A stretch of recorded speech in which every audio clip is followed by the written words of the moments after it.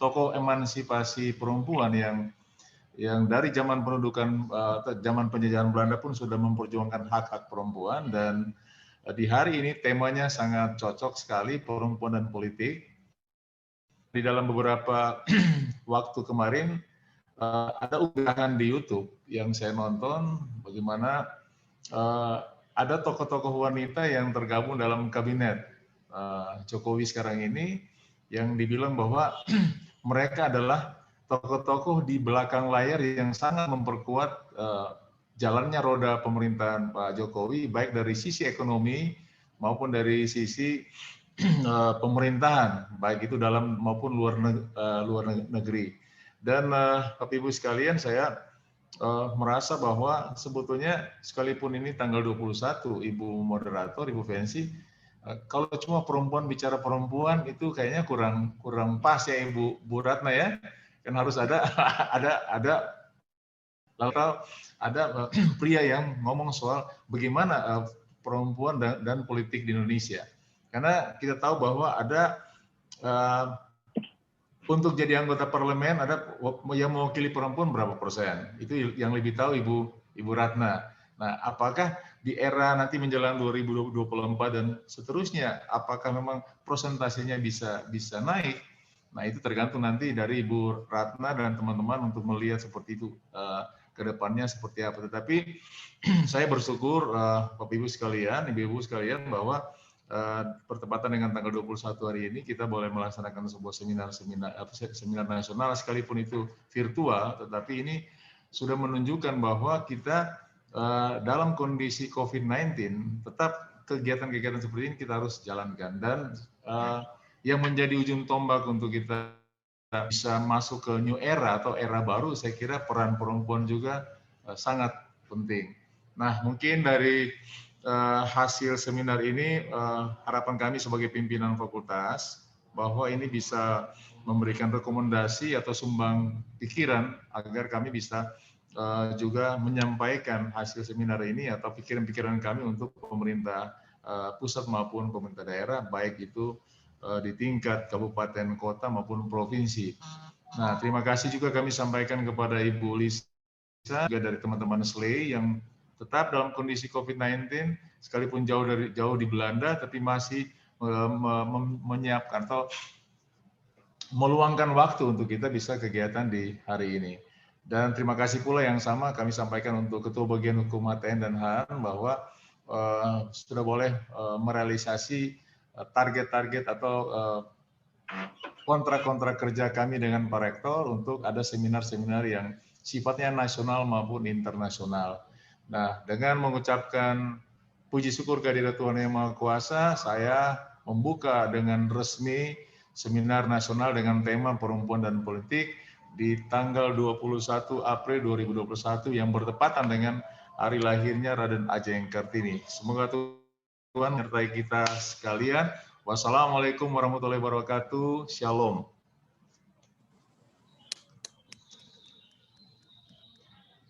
Terima kasih Pak Dekan. Bapak Ibu hadirin yang kami hormati, dengan berakhirnya sambutan tadi maka berakhir sudah acara pembukaan seminar nasional dengan tema perempuan dan politik pada hari ini 21 April 2021. Selanjutnya kita akan masuk dalam acara inti kita, yaitu seminar yang akan dipandu oleh moderator kita, Dr. Effensi SHMH, selaku Ketua SLEI Fakultas Hukum Universitas Patimura, sekaligus merupakan Sekretaris Bagian Hukum Tata Negara Administrasi Negara Fakultas Hukum Universitas Patimura. Kepada Ibu Moderator disilahkan. Terima kasih Ibu Tika Saya atas kesempatannya. Selamat siang, menjelang sore, dan selamat pagi buat Ibu Lisa yang ada di Belanda. Apa kabar Ibu? Semoga sehat selalu. Yang terhormat Pak Dekan Fakultas Hukum Universitas Patimura yang sudah memberikan kesempatan waktu untuk kami menyelenggarakan acara ini dan juga membuka acara kami serta memberikan sambutan. Ini berarti bahwa Pak Dekan memiliki intens dan perhatian kepada kami para kaum perempuan. Itu terbukti dengan yang berada di sekeliling Pak Dekan, wakil-wakil dekannya adalah perempuan, dan beliau tidak anti terhadap perempuan atau mainstreamnya terhadap kaum laki-laki lebih dominan. Terima kasih Pak Dekan. Saya mengucapkan selamat siang kepada Ibu Komisioner Bawaslu RI, Ibu Ratna Dewi Petalolo, para narasumber kita, yaitu yang kedua Ibu Lisa Hedrick dari Belanda. Beliau pagi-pagi sudah sangat exciting memberikan berbagai macam pendapat, masukan, saran, dan kritik terhadap pendidikan hukum di Indonesia, dan spesifikasi beliau adalah gender. Yang berikut adalah Ibu Profesor Non Sausilawane, beliau ini aktivis perempuan, juga Ketua Pusat Studi Perempuan dan Anak di Universitas Patimura. Untuk tidak membuang-buang waktu, saya mempersilakan Ibu Ratna Dewi Petalolo sebagai narasumber pertama berbicara kepada kita tentang peran perempuan dalam pemilihan tahun 2020. Ibu Ratna ini adalah komisioner Bawaslu RI saat ini.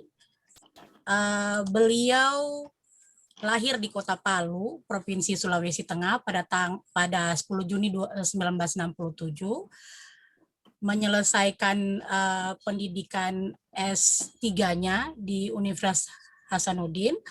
Pekerjaan tetapnya sebenarnya adalah dosen pada bagian Hukum Tata Negara Fakultas Hukum Universitas Tandulako. Beliau juga merupakan aktivis perempuan, aktif di berbagai organisasi yang menaruh perhatian terhadap isu perempuan dan anak, yaitu sebagai Ketua Lembaga Perlindungan Anak Provinsi Sulawesi Tengah dan Ketua Divisi Women Trauma Center P2TP2A Provinsi Sulawesi Tengah, dan sudah lama bergabung dalam lembaga ini menangani berbagai macam kasus. Kemudian saat ini beliau menjadi Ketua Badan Pengawas Pemilu, Komisioner Badan Pengawas Pemilu Republik Indonesia. Kepada Ibu Ratna, untuk tidak membuang waktu, saya mempersilahkan Ibu untuk memberikan materi pada kita di saat ini. Kepada Ibu dipersilakan. Terima kasih Bu Korvensi, sahabat saya di forum ini, dan terima kasih undangannya. Ibu, Bapak yang saya hormati, selamat siang, salam sejahtera untuk kita semua. Khusus spesial terima kasih untuk Pak Dekan Fakultas Hukum Universitas Patimura yang senantiasa beri dukungan untuk kegiatan-kegiatan dalam rangka bahas berbagai isu tentang perempuan, tentu dengan tujuan ingin mencapai kesetaraan sebagaimana yang kita harapkan bersama. Para narasumber, perempuan-perempuan hebat, senang bisa bergabung di forum ini. Ada Bu Lisa Hedrick yang jauh di Belanda, saat ini masih pagi ya Bu. Di kota saya sekarang sudah menjelang sore, tepatnya menjelang pukul 15 atau 3 sore di Palu. Prof. Non yang saya hormati, saya banggakan, senang bisa bersua baku dapa di forum. Tentu kita akan banyak sharing pengalaman dan pengetahuan tentang perempuan di bidang studi yang sedang ditangani sekarang, dan juga Ibu Dr. Nendisa. Ibu dan Bapak mahasiswa Universitas Patimura, dan juga para dosen dan juga semua yang hadir, mohon maaf tidak bisa menyapa satu persatu. Senang bisa berjumpa pada forum hari ini bertepatan dengan hari lahir Raden Ajeng Kartini 21 April, dan tentu ini akan menjadi semangat bagi kita kaum perempuan untuk terus berkarya, mengisi ruang-ruang yang dibutuhkan tanpa ada diskriminasi tentunya, agar kita bisa menjadi bagian penting yang mewujudkan kesejahteraan di negara yang kita cintai. khusus pada forum hari ini saya memilih materi tentang peran perempuan dalam pemilihan tahun 2020. Saya ingin berbagi info, memotret bagaimana kehadiran perempuan pada pemilihan tahun 2020 di tengah COVID-19 yang baru saja diketahui. Alhamdulillah. Saya bawa inilah handset. Ada gangguan ya, Bu Fenzi? Oke. Pemilihan tahun 2020 bisa kami katakan sebagai satu pemilihan yang penuh tantangan tapi bisa sukses dilaksanakan. Karena ternyata di tengah pandemi COVID-19 Indonesia mampu melalui cobaan yang cukup berat bagaimana melaksanakan pergantian kepemimpinan di 9 provinsi, 224 kabupaten kota sukses tanpa ada konflik horizontal yang sangat berat yang kemudian bisa mencederai proses pemilihan di tahun 2020. Memang kita belum bisa mencapai sebuah pemilihan yang ideal tanpa ada pelanggaran, karena dalam catatan Bawaslu pada setiap pemilu maupun pemilihan pelanggaran itu selalu ada. Tetapi tentu sebagai bagian dari penyelenggara yang harus memastikan proses pemilu itu berjalan dengan jujur sesuai dengan peraturan perundang-undangan, kehadiran Bawaslu bisa melakukan proses pencegahan dan juga penindakan ketika ada pelanggaran, maka seluruh pelanggaran itu bisa diproses sesuai dengan peraturan perundang-undangan.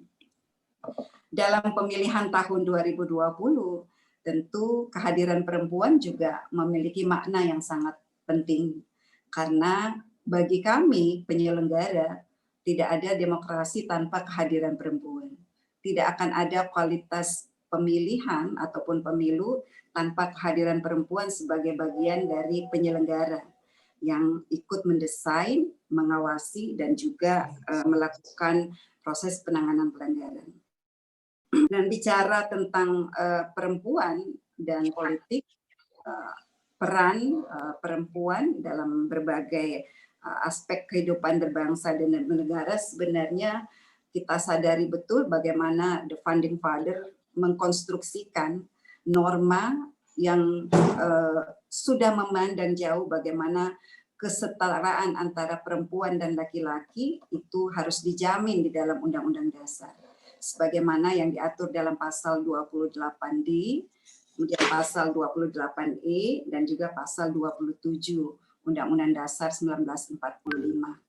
Dan norma Undang-Undang Dasar inilah yang kemudian ditarik mendesain undang-undang pemilu maupun pemilihan bagaimana menunjukkan kesetaraan antara perempuan dan laki-laki sebagai warga negara untuk diberi kesempatan yang sama dalam pemerintahan. Dalam pemilu itu tentu harus melalui proses seleksi, baik di partai politik untuk menjadi anggota DPR di tingkat pusat, kemudian di tingkat provinsi maupun di tingkat kabupaten kota. Demikian juga untuk menjadi calon kepala daerah, baik itu gubernur, bupati maupun wali kota, melalui jalur partai politik ataupun jalur perseorangan. Jadi akses perempuan untuk bisa ikut menjadi kandidat secara terbuka dimungkinkan berdasarkan konstruksi Undang-Undang Dasar pasal 28. Dan juga adanya jaminan bahwa setiap orang berhak atas kebebasan berserikat, berkumpul, dan mengeluarkan pendapat, dan membentuk partai politik, membentuk organisasi perempuan, dan organisasi pemantau pemilu yang nanti akan bisa menjadi wadah untuk menyampaikan pendapat, penilaian, bagaimana pemilu dan pemilihan ini dilaksanakan, bagaimana keterwakilan perempuan itu diakomodir di dalam berbagai regulasi yang nanti akan menjadi bagian penting untuk mencapai kesetaraan perempuan dan laki-laki di dalam konteks pemilu. Dan di dalam pelaksanaan pemilu maupun pemilihan, sebagaimana norma pasal 27 Undang-Undang Dasar 45, semua orang sama kedudukannya di dalam hukum dan pemerintahan. Dan proses pemilu yang jujur, adil, pemilu dan pemilihan yang didasarkan atas hukum, karena negara kita adalah negara hukum, maka siapapun akan didudukan sama, setara di dalam proses pelaksanaan, proses pencalonan, proses kampanye, pemungutan suara, sampai pada penetapan calon terpilih. Maka payung hukum yang digunakan tidaklah berbeda antara perempuan dan laki-laki. Semua pengaturan tentang apa yang disyaratkan dan apa yang tidak boleh dilakukan itu harus diperlakukan baik untuk laki-laki maupun untuk perempuan. Nah, Ibu dan Bapak sekalian, demikianlah kerja-kerja penyelenggaraan itu dilakukan dalam konteks Negara Kesatuan Republik Indonesia, baik berdasarkan Undang-Undang 7 tahun 2017 tentang pemilu maupun berdasarkan Undang-Undang 10 tahun 2016 tentang pemilihan. Memang bicara soal perlindungan perempuan atau jaminan hak perempuan dalam politik, dalam konteks global, ya, kita tentu mengacu pada perjanjian tentang penghapusan diskriminasi terhadap perempuan, kemudian perjanjian tentang hak politik perempuan yang sudah diratifikasi, yang kemudian diundang dalam undang-undang. Tapi dalam faktanya ternyata kita bahwa kehadiran perempuan dan laki-laki itu belum mencapai keseimbangan.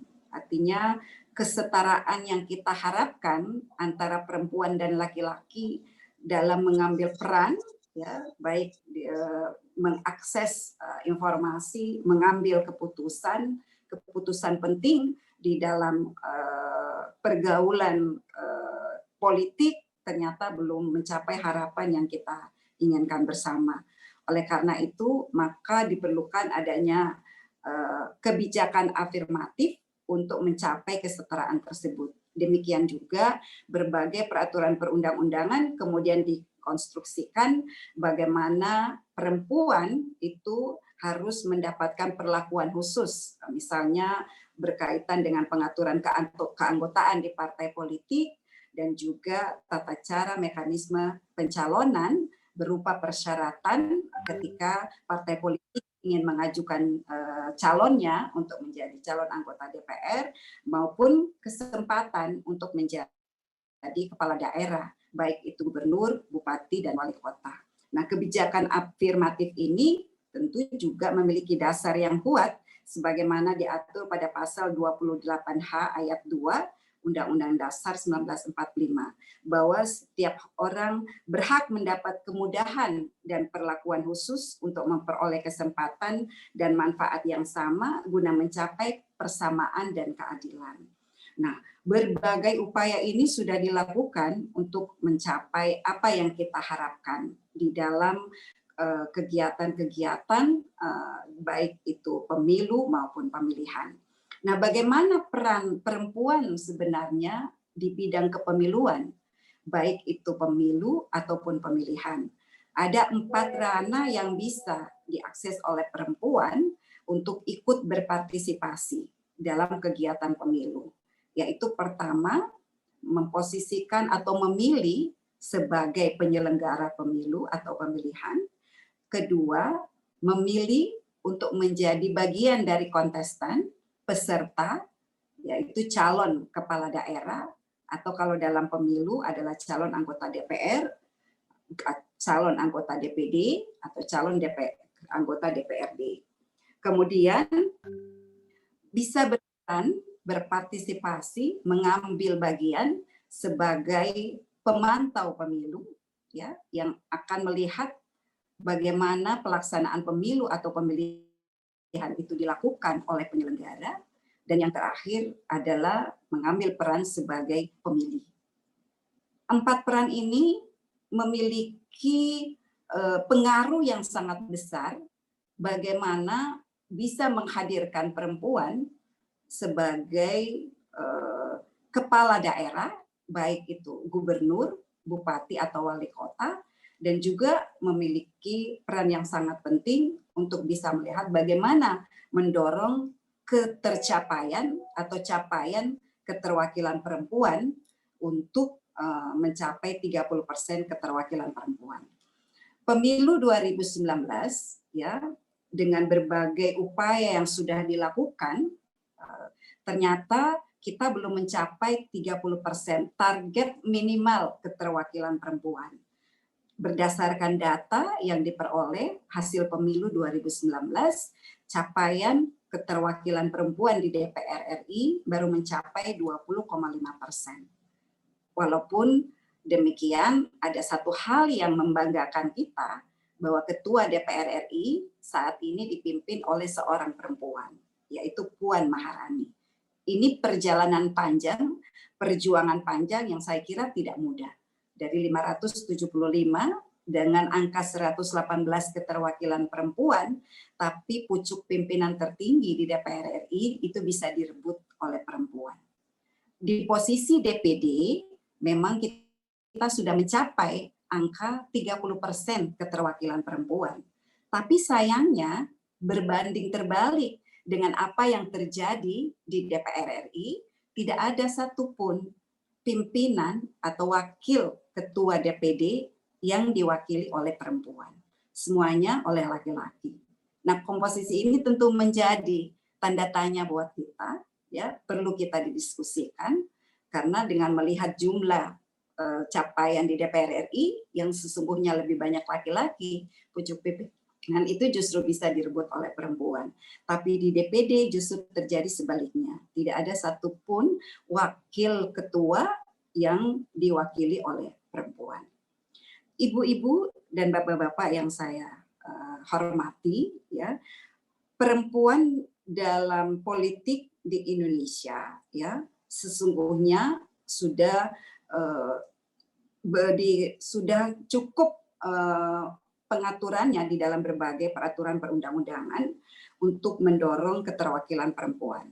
Misalnya di Undang-Undang Partai Politik, ya, keterlibatan perempuan dalam institusi politik dengan jaminan kebijakan afirmatif, kemudian dikonstruksikan di dalam Undang-Undang Partai Politik dan juga Undang-Undang Pemilu.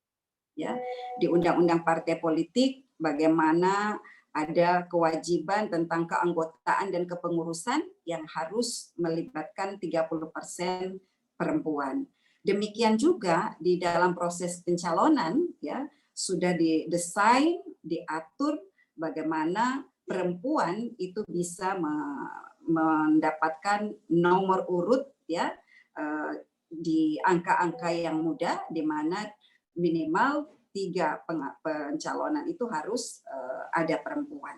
Jadi setiap 3 orang calon harus ada 1 perempuan. Dengan maksud agar perempuan itu bisa berada pada nomor-nomor atau angka-angka nomor urut pencalonan di atas atau di angka-angka yang mudah, bukan justru di nomor sepatu atau angka-angka yang di nomor urut yang paling bawah. Kemudian proses ini, ya, kalau kita melihat bagaimana pengaturan di dalam Undang-Undang Pemilu, ya, ternyata tidak sepenuhnya bisa mengakomodir kepentingan keterwakilan perempuan, karena di dalam menentukan calon terpilih di dalam Undang-Undang Pemilu itu ternyata menggunakan pengaturan bahwa yang menjadi calon terpilih adalah yang mendapatkan suara terbanyak. Nah, ketika suara terbanyak ini digunakan untuk menentukan calon terpilih, ternyata tidak memberikan jaminan bahwa pengaturan nomor urut ini bisa berkontribusi positif mempercepat pencapaian keterwakilan 30% perempuan. Karena banyak faktor yang mempengaruhi. Salah satu yang sering kami dengar, ya, yang menjadi hambatan bagi perempuan di dalam kontestasi pemilu maupun pemilihan adalah soal politik uang. Perempuan tidak memiliki cukup kemampuan pendanaan politik, ya, untuk bisa bertarung di ruang-ruang yang sangat terbuka antara kandidat perempuan dan kandidat laki-laki. Dan politik uang dalam pemilu maupun pemilihan sampai saat ini belum bisa terselesaikan dengan baik. Nah, sehingga ini bisa menjadi salah satu faktor. Selain sesungguhnya tentu ada problematika yang juga tidak bisa kita pungkiri. Misalnya tantangan internal, kesiapan, mentalitas, kemudian kemampuan ya di dalam bersaing secara sehat antara perempuan dan laki-laki di dunia politik. Kemudian masih ada institusi politik yang bias gender dan ada juga kebijakan-kebijakan yang diskriminatif yang kemudian tidak bisa diterobos oleh perempuan itu sendiri.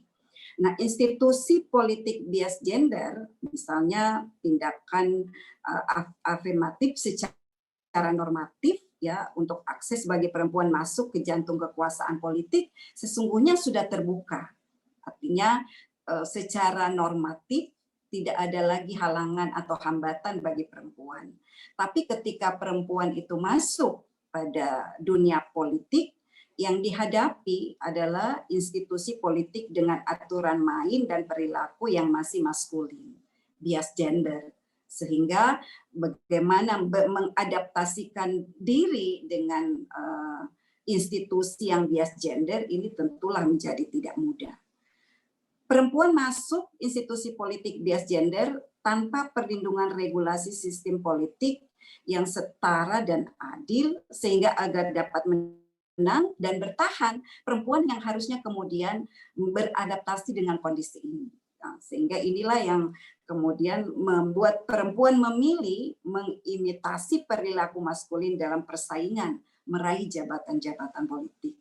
Nah, ini yang kita sayangkan, yang kemudian bisa kita lihat secara faktual beberapa kepala daerah terpilih perempuan yang kemudian harus bermasalah dengan hukum ya karena melanggar rambu-rambu atau aturan-aturan hukum yang ada.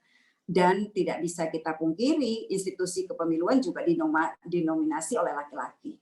Partai politik di Indonesia seingat saya hanya 2 yang diketuai oleh perempuan, yaitu Partai Demokrasi Indonesia dan Partai Solidaritas Indonesia PSI. Selebihnya itu adalah dipimpin oleh laki-laki.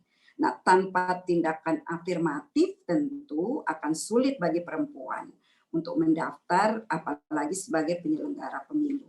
Nah, ini karena dalam seleksi penyelenggara pemilu itu tidak bisa kita menutup mata bahwa ada peran-peran partai politik yang bisa mempengaruhi keterpilihan penyelenggara pemilu yang ingin berpartisipasi, bagaimana mengawal proses pemilu, pemilihan yang jujur adil, bagaimana mengawal kontestan perempuan atau caleg perempuan agar diperlakukan adil, setara, sama di dalam kontestasi pemilu maupun pemilihan. Karena proses seleksi penyelenggara pemilu itu ujungnya atau akhirnya ada di Komisi 2 DPR RI, yang tidak lain adalah bagian dari partai politik. Nah, ibu-ibu dan bapak-bapak sekalian yang saya hormati, kebijakan-kebijakan yang diskriminatif tentu itu sangat tidak menguntungkan bagi perempuan. Karena keterlibatan perempuan dalam politik tentu masih akan terpinggirkan, baik dalam proses politik maupun pengambilan keputusan, sehingga kebijakan yang dihasilkan cenderung akan diskriminatif terhadap perempuan. Perjuangan untuk pengesahan undang-undang tentang perlindungan kekerasan seksual perempuan sampai hari ini belum berhasil dilakukan oleh perempuan. Saya kira ini masih menjadi pekerjaan rumah berat buat Prof. Non yang perjuangan ini sampai hari ini belum sampai pada ketuk palu pengesahan tentang rancangan undang-undang tersebut. Padahal ini bahagian penting yang kita ingin pastikan perempuan selalu akan berada dalam zona nyaman, baik di ranah-ranah publik maupun ranah-ranah private. Karena sebagian besar wakil rakyat kita yang duduk di DPR RI adalah berjenis kelamin laki-laki, bukan perempuan. Kemudian pandangan yang subordinasi merendahkan terhadap kapasitas perempuan dalam institusi politik, menempatkan perempuan pada posisi yang tidak strategis di dalam kepemimpinan jabatan politik. Saya kira bisa dihitung dengan jari siapa perempuan yang bisa menduduki sebagai ketua fraksi yang ada di DPR RI, ya, hitungannya hanya beberapa orang. Kemudian ketua komisi juga hitungannya hanya beberapa orang. Nah, pelebelan yang diberikan kepada perempuan bahwa perempuan itu hanya bisa datang, duduk, diam, dengar, ditambah dengan kata yang yaitu dan bahwa dan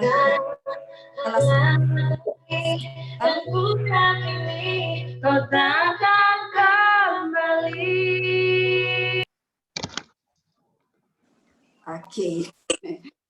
Padahal kita tahu perempuan-perempuan yang berjuang sampai di Senayan ataupun sampai di gedung-gedung DPR provinsi, kabupaten, kota, saya kira bukanlah perempuan-perempuan, bukanlah perjuangan-perjuangan yang mudah. Nah, sehingga kehadiran mereka, suara mereka harusnya didengar. Nah, ketika sebagian besar ya dari wakil rakyat ini masih didominasi oleh laki-laki, maka kebijakan-kebijakan diskriminatif ini tentu akan menjadi kendala buat kita.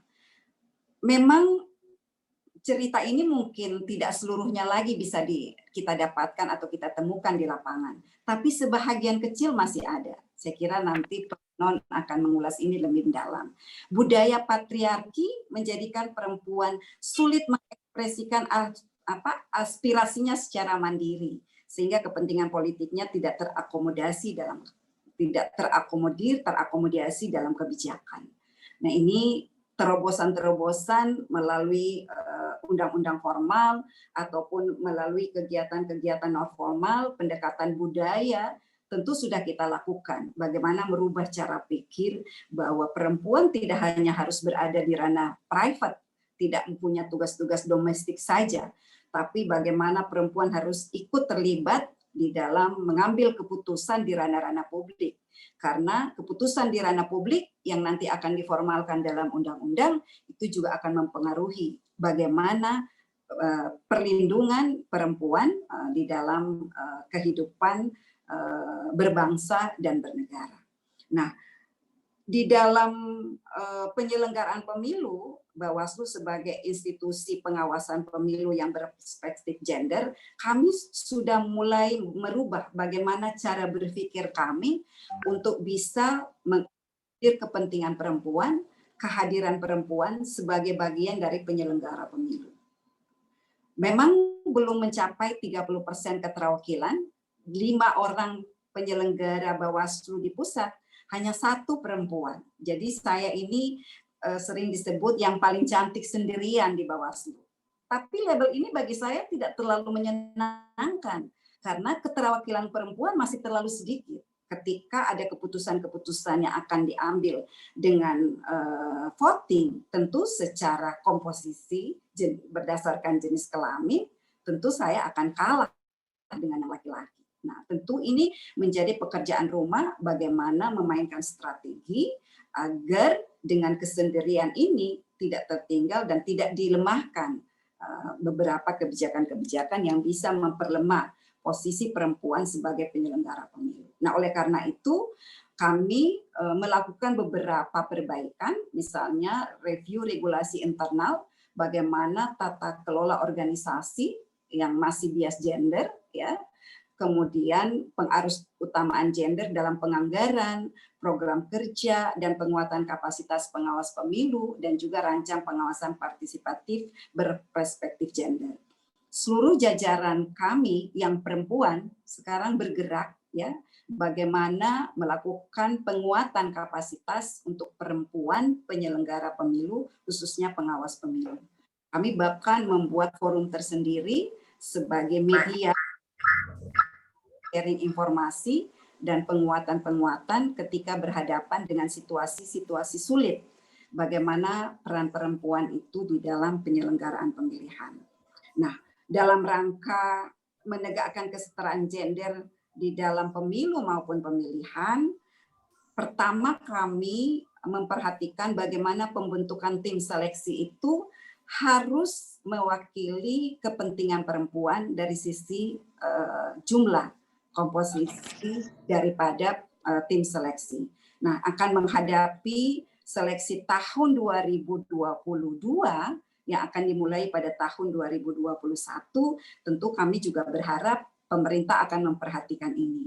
Sehingga keterwakilan perempuan nanti di penyelenggara pemilu itu tidak lagi hanya diikutkan 1 dari 5 atau 1 dari 7 di KPU, tetapi perempuan harus sudah dilihat menjadi satu penting untuk hadir sebagai bagian dari penyelenggara pemilu. Kami berharap kita paling tidak wakil 2 dan bisa terwakili 3 di KPU, sehingga ada keseimbangan di dalam komposisi penyelenggara pemilu di tingkat pusat. Dan itu tentu nanti akan mempengaruhi mana keterwakilan perempuan sebagai penyelenggara pemilu di tingkat provinsi dan juga kabupaten kota yang juga akan melakukan seleksi pada tahun 2022. Nah, dalam rekrutmen pengawas pemilu, memang Bawaslu menghadapi beberapa jumlah pengawas pemilu belum memenuhi kuota Bawaslu, kuota sebagaimana yang diharapkan. Catatan kami, Bu Lisa, di tahun 2019 pemilu kemarin dan 2020 di Bawaslu provinsi kami hanya mencapai 21%. Semakin ke bawah, semakin banyak kebutuhan negara, keterwakilan perempuan itu semakin sedikit, hanya 16%. Padahal kami berharap semakin ke bawah, ya di tingkat kabupaten itu akan semakin banyak. Tetapi angka itu kemudian berubah ketika kami rekrut di tingkat kecamatan, desa, dan kelurahan. Ternyata jumlah perempuan yang bisa diakomodir semakin banyak. Nah, ini ingin kami katakan bahwa semakin mendekati ujung tombak penyelenggaraan pemilu di tingkat bawah, karena teman-teman yang ada di TPS, di desa dan kelurahan, mereka lah nanti yang akan mengawasi proses pemungutan suara yang tersebar di seluruh wilayah negara Indonesia ini. Nah, semakin mendekati kepentingan daripada penyelenggaraan pemilu, jumlah perempuan itu semakin banyak. Nah, itu berarti bisa kita katakan bahwa sukses pemilu, sukses pemilihan di tahun 2020 adalah sukses perempuan sebagai penyelenggara pemilu. Karena mereka lah yang menjadi pengawas utama yang berada di garis-garis terdepan penyelenggaraan pemilu maupun pemilihan, bukan yang berjenis kelamin laki-laki. Nah, sehingga saya katakan bahwa, kami bisa katakan bahwa peran perempuan di dalam pemilu maupun pemilihan itu sangat besar, terutama peran perempuan sebagai penyelenggara yang ingin menjaga bagaimana kualitas pemilu itu bisa menghadirkan kepala daerah atau pemegang kekuasaan yang akan melanjutkan pemerintahan 5 tahun ke depan. Secara angka, pada pemilihan tahun 2020 kemarin, jumlah kandidat perempuan itu hanya 10,6%. Dari 9 daerah provinsi yang menyelenggarakan pemilihan gubernur, hanya ada 2 calon gubernur, yaitu di Sulawesi Utara. Tapi sayangnya tidak ada satupun yang terpilih menjadi gubernur. Dan Sulawesi Utara menjadi provinsi yang terbanyak menghadirkan calon perempuan di tingkat kabupaten maupun di tingkat kota. Tapi secara angka keterpilihan perempuan tidak mencapai angka ideal yang kita harapkan. Dari 10,6% calon kandidat perempuan, capaiannya justru mencapai di angka di bawah 10,6%. Untuk calon gubernur, kita hanya punya 1 calon wakil gubernur, yaitu di Kepulauan Riau. Dan untuk calon bupati dan kepala daerah yang tersebar di beberapa daerah, misalnya saya kasih contoh, 34 di Jawa Tengah, 17 itu ada perempuan. Jadi kehadiran kepala daerah perempuan itu lebih banyak menduduki kepala daerah yang ada di kabupaten kota. Nah, ini tentu menjadi tantangan kita ke depan, bagaimana bisa mengisi ruang-ruang sebagai kepala daerah di tingkat provinsi, yang nanti akan dilakukan secara serentak pada tahun 2024. Ibu dan Bapak sekalian, sehingga tantangan terbesar kita pada pemilu tahun 2024 adalah bagaimana menyiapkan sumber daya perempuan yang potensial, mengisi pengetahuan kepemiluan dengan berbagai cara, bisa melalui perguruan tinggi, ya, melalui sosialisasi atau kegiatan-kegiatan pendidikan politik lainnya, ya, bekerja sama dengan institusi-institusi pemantau pemilu atau juga tentu dengan penyelenggara pemilu. Kemudian membangun jejaring yang sangat luas, karena ini penting untuk memberikan penguatan-penguatan di dalam proses seleksi, baik seleksi sebagai calon penyelenggara, seleksi sebagai calon kepala daerah, ataupun seleksi sebagai calon anggota DPR maupun DPD.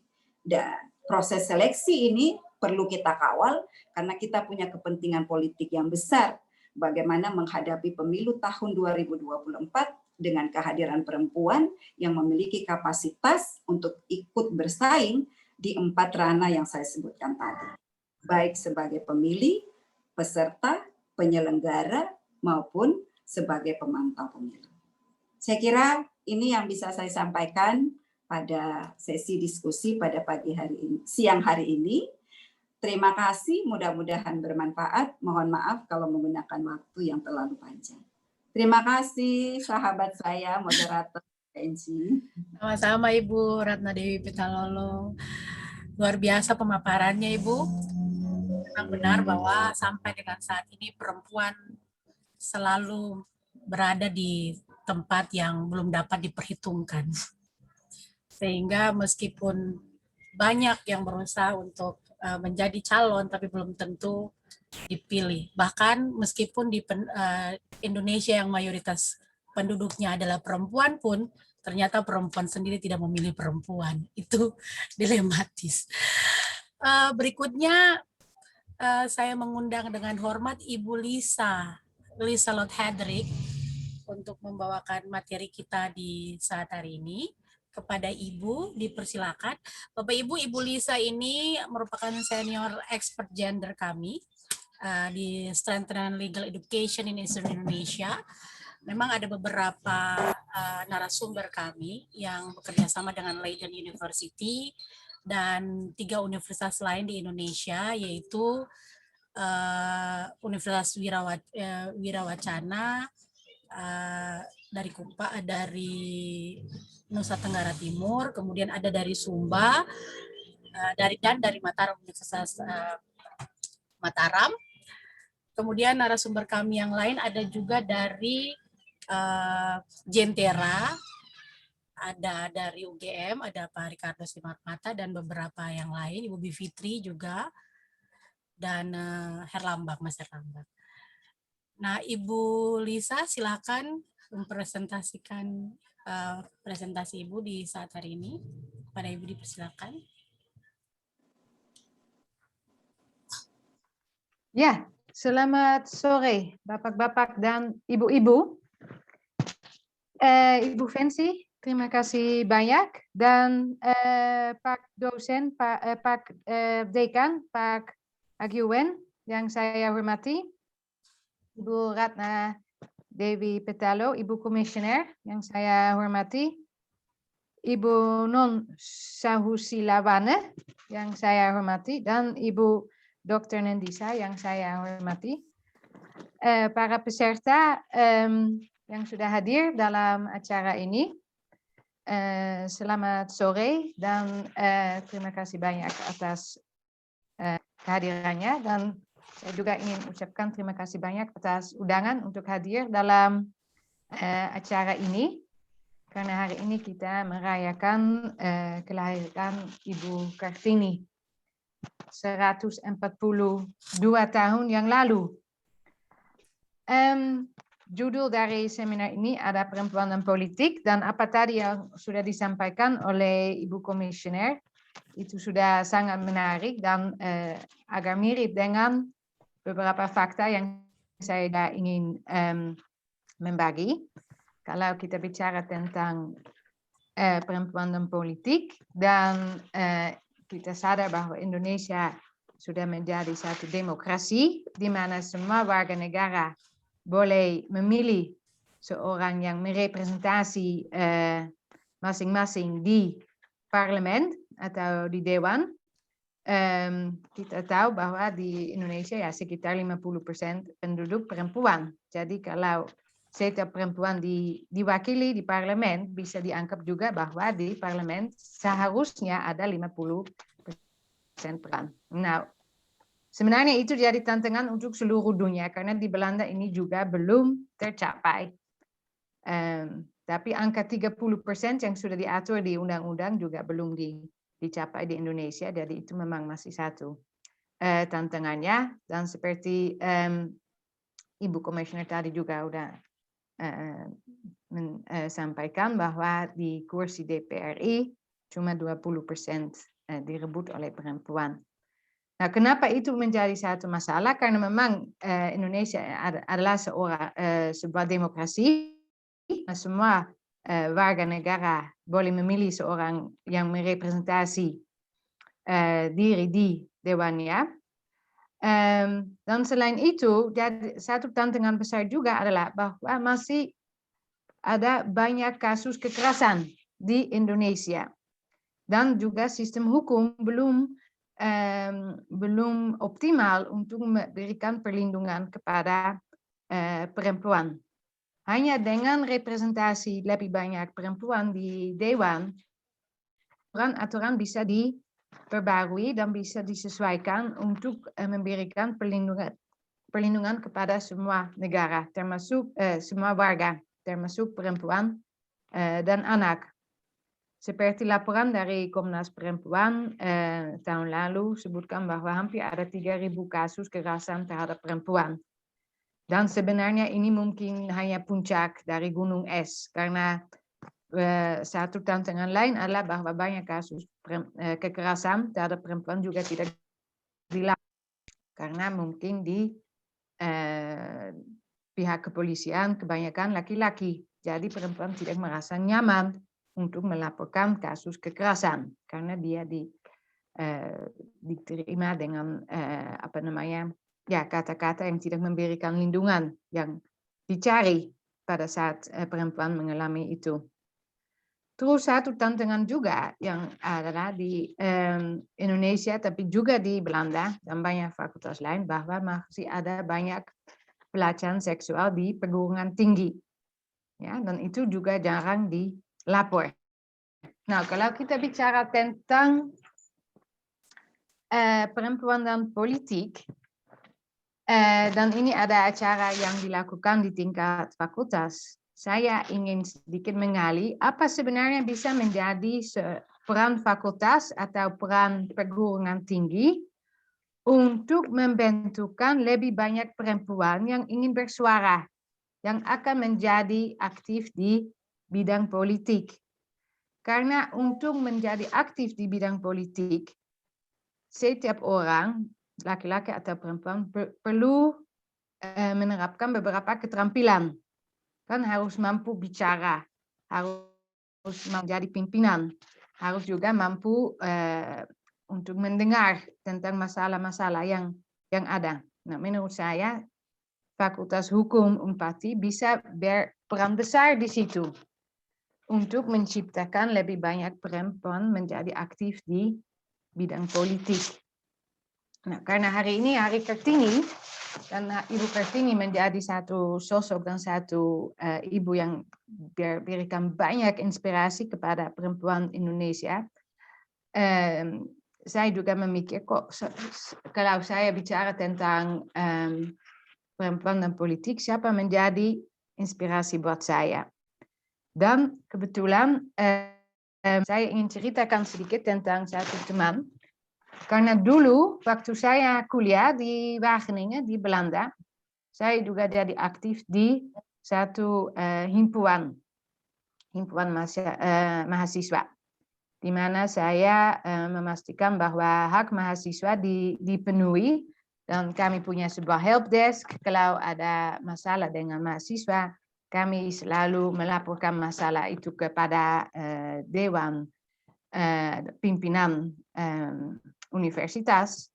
Dan saya aktif di organisasi himpunan mahasiswa di Wageningen. Tapi ada satu temanku, namanya Lisa Westerveld. Dan waktu yang sama dia juga aktif di Himpunan Mahasiswa Nijmegen. Ya, itu satu kota lain, tapi tidak jauh dari Wageningen. Di tahun 2007, dia sudah menjadi ketua Himpunan Mahasiswa Belanda, ya, di tingkat nasional. Jadi walaupun dulu dia di tingkat kota, mewakili semua mahasiswa dan bicara dengan pimpinan universitas, 5 tahun kemudian, dia jadi pimpinan dari semua mahasiswa di perguruan tinggi yang duduk sama Menteri Pendidikan, ya, untuk bicarakan tentang masalah-masalah yang dialami oleh mahasiswa di Belanda. Seperti beasiswa yang diberikan, masalah dengan rumah, karena di Belanda tidak ada cukup rumah kos untuk semua siswa, terus harga untuk rumah kos juga sangat tinggi. Jadi selama 2 tahun dia jadi ketua himpunan siswa. Tahun 2012 dia mendapat posisi 17 di satu partai politik, dan dia dapat 1.458 suara di DPR atau Dewan Masyarakat di Belanda. 5 tahun kemudian, tahun 2017, dia sudah dapat posisi 14 dan dapat 18.000 suara. Nah, tahun ini, bulan Maret, ada pemilih di Belanda. Dan dia dapat posisi yang 10. Tapi partai dia hanya dapat 8 kursi. Tapi karena dia dapat begitu banyak suara, 33.000 suara, dia tetap masuk ke parlemen. Ya, jadi sekarang dia mewakili banyak suara dan dia duduk di parlemen. Dan ilmu-ilmu dia untuk bicara secara di depan publik, untuk membuat riset, untuk mewakili masalah-masalah yang dialami oleh masyarakat, itu mulai pada saat dia aktif di himpunan mahasiswa. Jadi menurut saya, Fakultas Hukum Unpati atau fakultas hukum yang lain atau perguruan tinggi itu bisa menjadi titik awal di mana kita membentukkan kegerakan perempuan yang aktif di bidang politik. Dan menurut saya di fakultas ada beberapa langkah yang bisa ambil untuk lebih mendorong kesejahteraan gender di tingkat fakultas, memberikan kampus yang nyaman, supaya perempuan juga merasa terdorong dan juga mendapat inspirasi untuk menjadi pimpinan.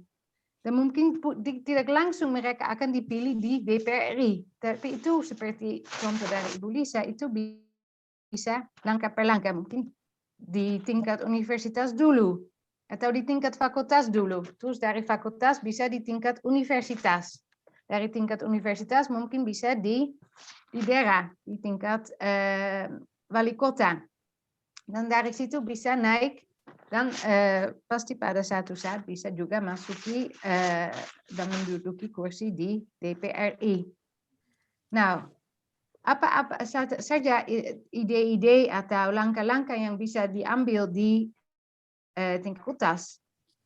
Kalau saya lihat kegiatan-kegiatan yang terjadi banyak di fakultas, di mana saja sebenarnya, itu di Indonesia tapi juga di Belanda, bisa mendorong perempuan untuk menjadi pimpinan. Ya, bisa mendorong perempuan menjadi pimpinan di himpunan mahasiswa. Ya, saya dengar cerita juga di universitas lain, ada perempuan yang ingin menjadi pimpinannya, tapi ya dianggap, oh ini bukan posisi untuk perempuan, lebih baik laki-laki saja. Oh, Anda ingin menjadi pimpinan atau ketua himpunannya, oh ya silakan menjadi bendahara, ya, atau silakan menjadi sekretaris. Nah, kebijakan positif itu bisa membantu perempuan untuk menjadi pimpinan, dan di lingkungan itu mereka bisa dapat ilmu dan keterampilan yang dibutuhkan nanti untuk menduduki kursi di DPR, DPRD atau DPRI.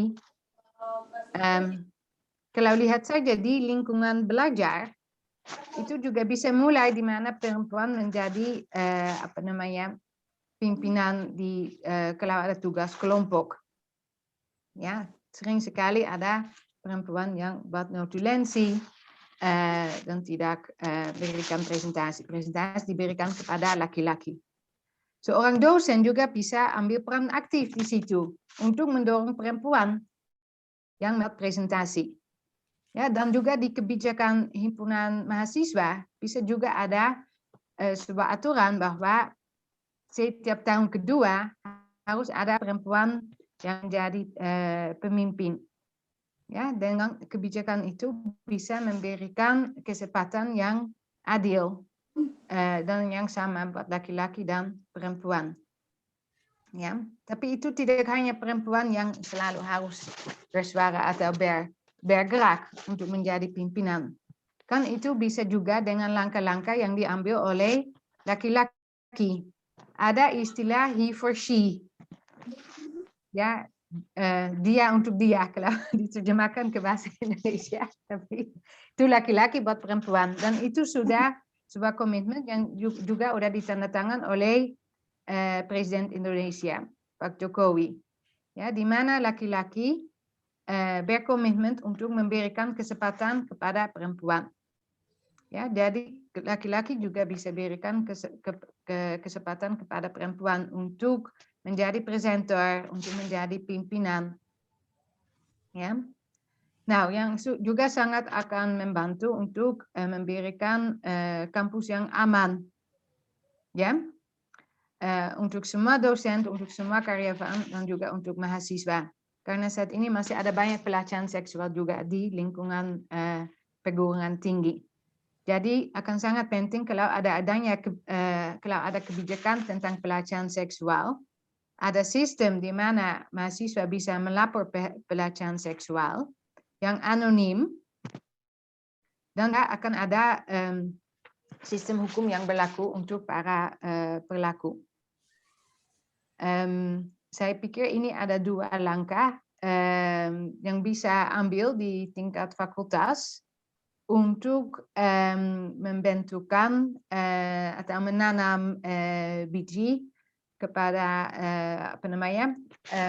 menanam perempuan menjadi pimpinan, dan pada satu saat mereka juga bisa menduduki kursi di DPRD atau DPRI. Dan menurut saya Fakultas Hukum Unpati bisa ambil peran besar di situ. Itu saja beberapa ide yang saya ingin share. Dan itu saja presentasi saya. Terima kasih banyak. Terima kasih Ibu Lisa atas materinya yang luar biasa. Memang benar bahwa ketika bicara tentang perempuan, apalagi di dunia kampus, masih merupakan persoalan juga, meskipun di Fakultas Hukum Unpati sendiri tidak terlalu menonjol perbedaan antara perempuan dan laki-laki, karena di pucuk pimpinan kami selama masa pimpinan dekan-dekan sebelumnya, bahkan sampai dengan hari ini, perempuan masih mendominasi misalnya sebagai wakil-wakil dekan, tapi hanya sebagai wakil-wakil dekan, belum pernah ada yang di beberapa tahun, 5-10 tahun terakhir ini ada yang berada di pucuk pimpinan seperti menjadi dekan ataupun menjadi rektor. Jadi kami berharap ya, nanti ke depan Bu Fensi. Amin Ibu, amin. Jadi mungkin dengan banyak seminar, kemudian banyak FGD dan lain-lain, serta sosialisasi juga dapat memberikan motivasi kepada perempuan-perempuan untuk menjadi pimpinan-pimpinan atau pemimpin-pemimpin di masa yang akan datang. Nah, ini tidak kalah menarik karena beliau ini adalah Ketua Pusat Pemberdayaan Perempuan dan Perlindungan Anak di Universitas Patimura. Beliau, meskipun umurnya sudah banyak, beliau tetap eksis dan saya sangat mengagumi beliau. Karena dimanapun beliau ada, meskipun di daerah terpencil pun beliau ada dengan gayanya. Nah ini untuk tidak membuang waktu, saya mengundang dengan hormat Profesor Non Sausilawane yang luar biasa untuk memaparkan, juga memberikan motivasi kepada kami semua generasi muda, perempuan-perempuan hebat dan tangguh, dan juga mungkin ada mahasiswa-mahasiswa laki-laki di sini, Prof. Non, juga mungkin memberikan pencerahan kepada mereka bahwa perempuan memang seharusnya tidak dijadikan bagian dari pelengkap penderita ya Ibu. Untuk tidak membuang waktu, saya persilakan Ibu Non untuk membawa kita materi di sore hari ini. Kepada Ibu dipersilakan. Terima kasih moderator saya yang luar biasa, Dr. Fancy, kemudian para narasumber yang sangat saya banggakan, ada Ibu Dr. Ratna Dewi Petalolo dari Komisioner Bawaslu Republik Indonesia, ada Ibu Lisa dari negeri Belanda, jauh-jauh di sana, Senior Advisor Gender dan Legal Education, kemudian ada Ibu Dr. Reni Nendisa. Baik, dari dua pembicara tadi, luar biasa ya, ternyata berbicara tentang perempuan dan politik merupakan suatu bahasan yang menarik. Di masa-masa lampau, keberadaan perempuan di ranah politik itu sangat kecil, bahkan sering terabaikan. Menyadari akan ketidakadilan ini, maka perempuan mulai menyuarakannya, baik itu lewat para akademisi, kalangan feminisme, tokoh-tokoh politik perempuan, dan lain-lain, termasuk Ibu Ratna dan juga Fancy, Lisa, dan juga saya. Tetapi dengan berjalannya waktu, keterlibatan perempuan di dunia politik sekarang ini sudah mulai maju. Namun sasarannya, fokusnya kita belum dapat. Nah, kenyataannya mengapa saya bilang sudah mulai maju, jabatan-jabatan penting dan strategis dalam struktur pemerintahan dan politik seperti sekda, dirjen, menteri, gubernur, bupati, bahkan presiden, sampai ketua DPR RI yang tadi sudah disampaikan telah diduduki oleh perempuan. Namun, rasa keadilan dalam peran politiknya belum seutuhnya diperoleh. Saya based on data seperti Ibu Ratna, yaitu hasil sensus BPS tahun 2020 menunjukkan jumlah laki-laki itu lebih banyak dari perempuan. Laki-laki sekitar 50,8%, sedangkan perempuan 49,42%.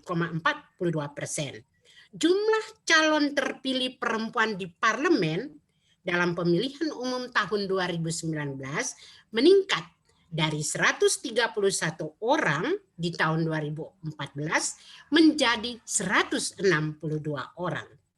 Ini berarti minat perempuan untuk berkontribusi di bidang politik semakin tinggi. Tetapi ini juga bukan sesuatu yang menjamin. Berbicara soal kemampuan, inteligensia, dan aktualisasinya, ternyata kaum perempuan ini tidak berbeda dengan laki-laki. Sekedar mengingatkan kita semua di awal peradaban manusia, ketika laki-laki asik berburu, perempuan sudah memulai profesi kedokteran untuk membantu kelancaran persalinan mereka, atau mengobati anak mereka yang sakit dengan menggunakan jenis tumbuhan dan akar-akaran. Perempuan adalah pembentuk akhlak dan moral anak bangsa. Artinya, perempuan itu berperan dalam penanaman norma-norma yang dapat dijadikan pegangan hidup. Perempuan mendidik anak-anaknya menjadi pemimpin-pemimpin dunia.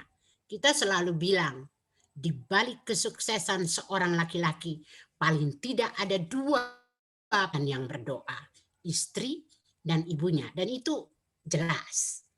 Tetapi sampai dengan masa sekarang masih ada saja garis pemisah yang membatasi kiprah perempuan di dunia politik.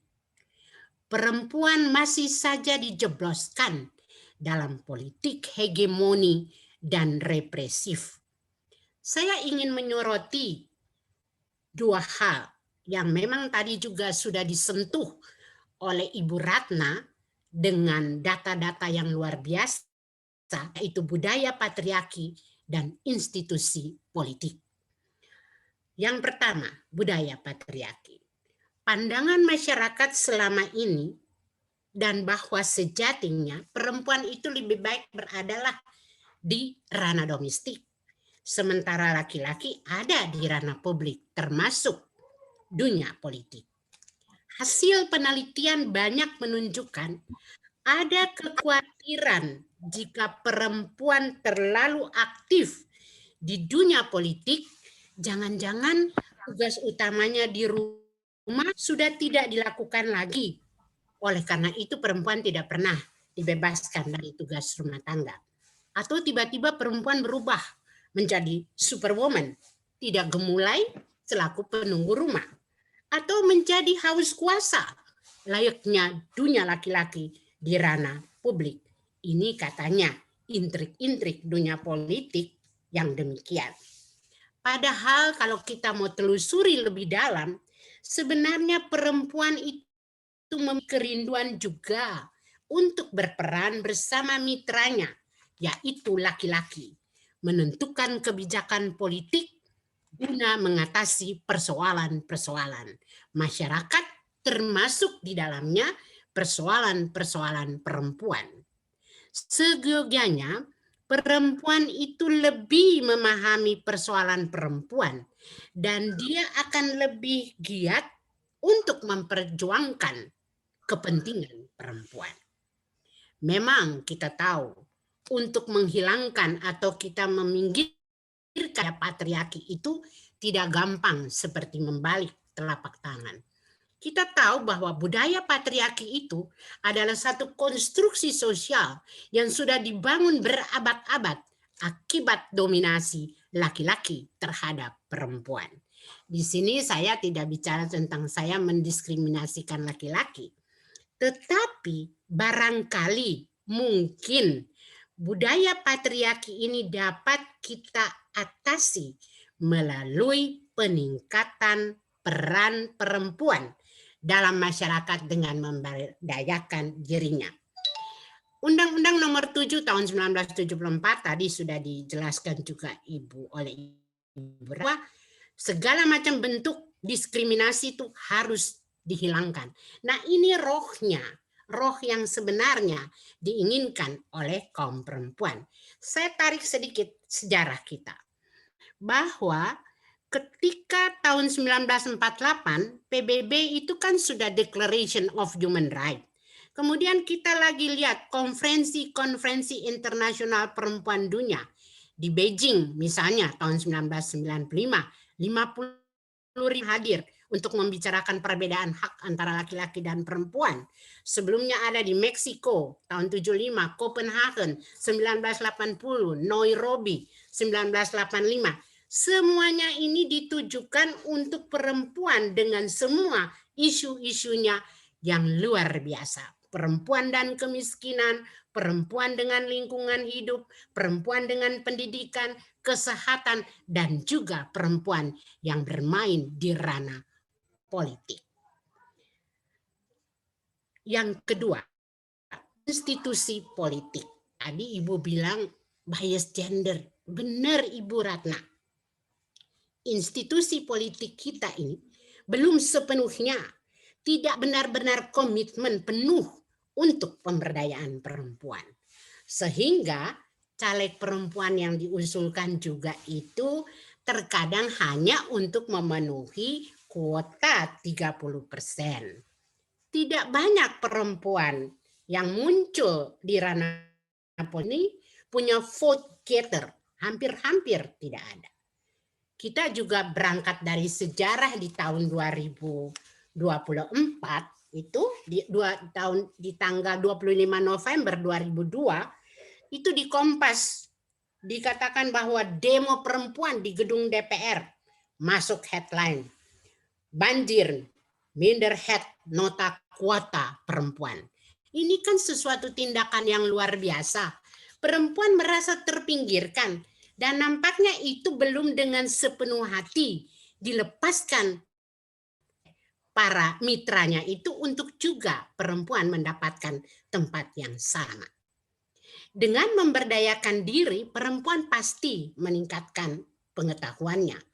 Oleh karena itu saya mau bilang bahwa kesempatan untuk mengikuti berbagai sosialisasi, pelatihan, penyuluhan jangan pernah kita abaikan. Karena hal ini sangat penting. Dengan mengikuti penyuluhan hukum misalnya, menyangkut perlindungan terhadap perempuan dan anak, pentingnya hak suara dalam pemilihan, dan lain-lain, membuat perempuan tahu tentang hak-haknya sekaligus merupakan modal sosial atau capital sosial untuk ia berperan dalam masyarakat dengan menjadi lebih percaya diri. Hari ini kita semua merayakan Hari Kartini, tokoh emansipasi perempuan. Ada satu teladan yang kita bisa contohi dari beliau.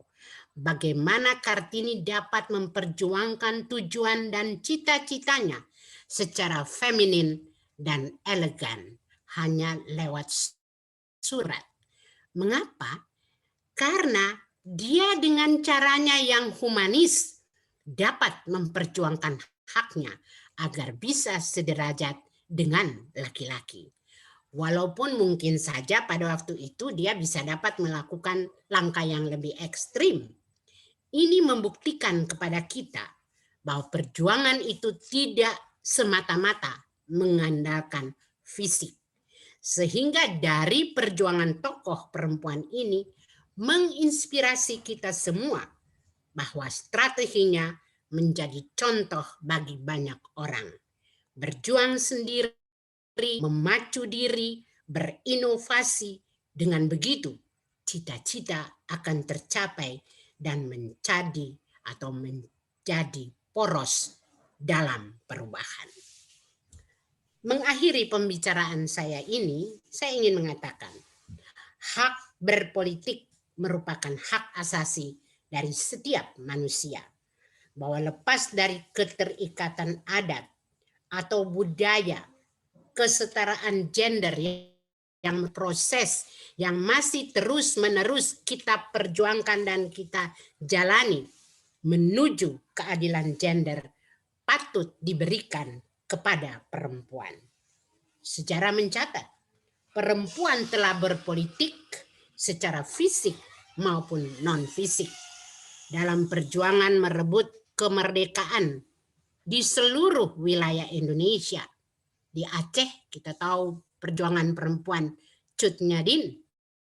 Di Maluku ada Marta Christina Tiahahu, ada Hotija, istri Teluka Besi dalam perang Kapahaha, seorang perempuan yang luar biasa berani. Dan ada Ina Balawati Mena dari tokoh Serikat Ambon dan yang lain-lainnya. Nah, sekarang ini perempuan terus berjuang mewujudkan masyarakat Indonesia yang adil dan makmur melalui peran aktifnya di pemerintahan dan politik sampai kepada bagaimana RUU ini bisa dilepaskan, diwujud nyatakan karena sudah banyak sekali korban pelecehan terhadap perempuan dan anak-anak. Di satu sisi, perempuan juga sudah bisa menjadi wakil gubernur yang tadi banyak diungkapkan, bupati, ketua DPRD, sampai perwakilan kita banyak di parlemen di Jakarta. Tadi ada data dari Ibu Ratna, DPD-nya oke, tapi wakilnya semua laki-laki. Kayaknya susah juga ya kita tembus ranah ini. Padahal DPR RI Ibu Puan yang jadi ketuanya. Jangan-jangan ada bargaining position kali ya. Saya orangnya peneliti, jadi suka curiga. Kemudian saya kira semua perempuan di semua daerah kita ini telah menunjukkan eksistensi politiknya. Walaupun masih diberi sedikit demi sedikit. Tapi saya percaya lama-lama pasti jadi bukit. Seyogianya keadilan gender itu telah berpihak kepada perempuan dengan lebih banyak lagi memberikan kesempatan yang seluas-luasnya. Saya pikir itu yang bisa saya sampaikan. Nanti kita akan lebih banyak dalam diskusi. Terima kasih.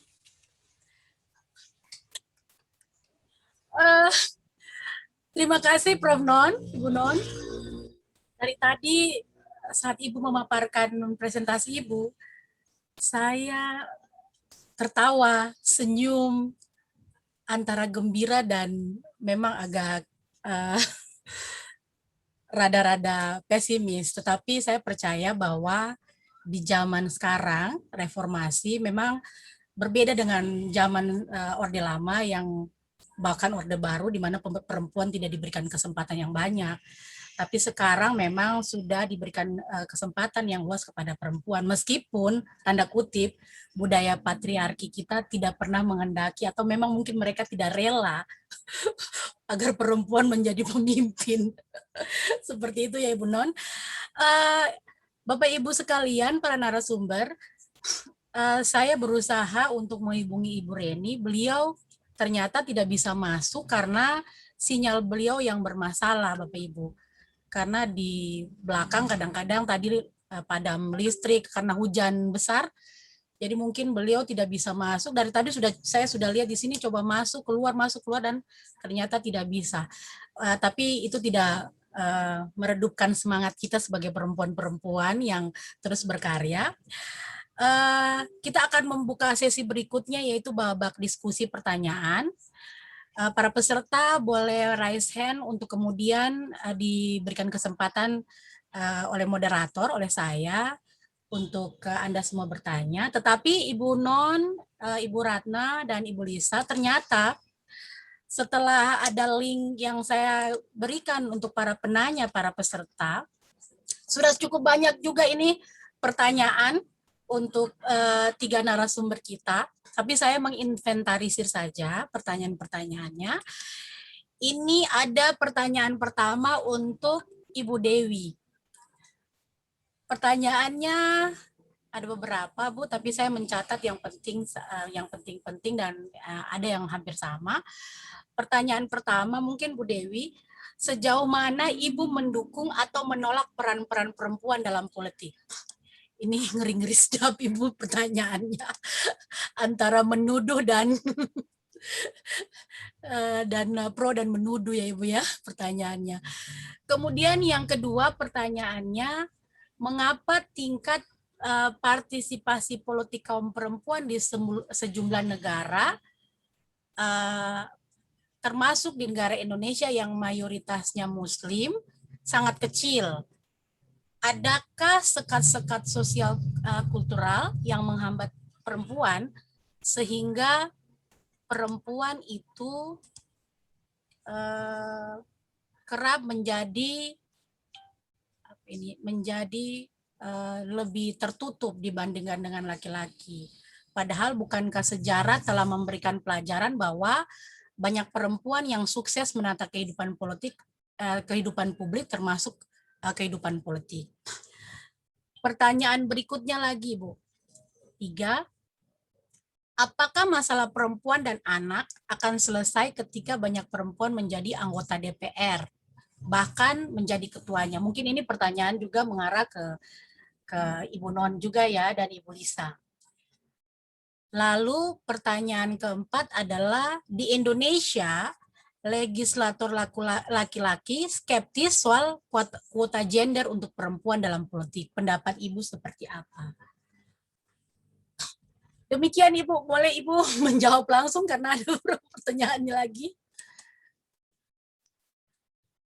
Silakan Ibu. Pertanyaannya susah-susah ya. Iya, ini. ini yang paling pas menjawab ya Bu Lisa dan Prof. Non ya. Tapi saya mencoba merespon, nanti tentu akan dilengkapi oleh Bu Lisa dan juga Bu Non ya. Non, maaf. Kalau ditanya sejauh mana ya, ini pertanyaan sejauh mana nih, susah nih menjawabnya nih. Harus melalui riset yang mendalam. Ya, sebagai perempuan tentu kita selalu harus berada di posisi mendukung atau berpihak ya kepada perempuan dalam situasi-situasi yang dibutuhkan, terutama dalam kegiatan politik misalnya, lebih konkretnya dalam kegiatan pemilu ya. Bagaimana saya memposisikan diri mendukung perempuan ya, misalnya sebagai penyelenggara, perempuan sebagai calon kepala daerah atau calon anggota legislatif, perempuan sebagai pemilih. Nah, kata mendukung tentu harus didefinisikan secara positif, tidak berpihak, tapi bagaimana kehadiran saya sebagai penyelenggara bisa menjadi bagian penting yang melindungi kepentingan mereka untuk bisa diperlakukan adil yes, di dalam kegiatan pemilu maupun pemilihan. Misalnya kami tahu persis ya berdasarkan pengalaman yang kami lalui sebagai penyelenggara pemilu bahwa politik uang itu menjadi salah satu kendala besar untuk perempuan bisa mendapatkan suara dalam sebuah kontestasi yang fair, yang jujur. Ya. Nah, banyak pemilu maupun pemilihan yang kita hadapi saat ini itu banyak dicederai atau dikotori dengan politik uang. Karena sudah terjadi sudah tercipta semacam sebuah budaya bahwa tidak ada pemilu tanpa politik uang. Bahwa suara rakyat itu harus dibeli. Nah, ini kan satu tantangan yang sangat luar biasa besar buat Bawaslu. Apalagi pemilihan di tengah COVID-19 pada saat 2020 kemarin, di mana masyarakat sebagian besar membutuhkan bantuan. Nah, ini dimanfaatkan untuk kepentingan memperoleh suara. Dan dalam situasi seperti ini, dalam kondisi seperti ini, biasa perempuanlah yang paling banyak dirugikan. Nah, oleh karena itu, kami mencoba melakukan berbagai kegiatan untuk menyelamatkan, ya, termasuk menyelamatkan perempuan dari kerugian akibat politik uang. Misalnya, kami mengajak perempuan melakukan gerakan tolak politik uang. Bahkan kami mendukung program pro-partisipatif masyarakat yang kemudian membuat gerakan desa anti politik uang. Nah, ini gerakan masyarakat yang kami harapkan menjadi gerakan besar yang menolak politik uang. Dan berbagai kegiatan lainnya yang juga dimaksudkan untuk melakukan pencegahan terhadap politik uang. Misalnya kerjasama ya antara tokoh-tokoh masyarakat, tokoh-tokoh agama, lintas agama untuk melakukan gerakan tolak politik uang. Nah, itu dari cegahan yang kami lakukan. Tentu ketika ada pelanggaran, maka harus kami proses sesuai dengan ketentuan peraturan perundang-undangan. Nah, kemarin pada pemilihan tahun 2020, kami melakukan proses pemeriksaan penanganan politik uang, baik dari aspek pidananya maupun administrasinya. Ada 32 kasus yang sudah kami proses, 26 kasus yang kami proses politik uang, yang kemudian sampai pada putusan inkrah. Nah, ini bagian daripada bagaimana kita memberikan sanksi ya kepada pelaku politik uang agar tidak memberikan kerugian terhadap perempuan yang ikut sebagai kontestan di dalam pemilihan maupun pemilu. Demikian juga pada pemilu tahun 2019. Bahkan ada yang sampai pada sanksi diskualifikasi atau dibatalkan sebagai calon kepala daerah dan juga sebagai calon anggota legislatif pada tahun 2019. Nah, kalau dengan demikian ya saya selalu memposisikan diri bagaimana mendukung perempuan-perempuan di dalam dunia kepemiluan, di dalam aktivitas manapun mereka lakukan, termasuk ketika mereka memilih sebagai pemantau pemilu ataupun sebagai pemilih.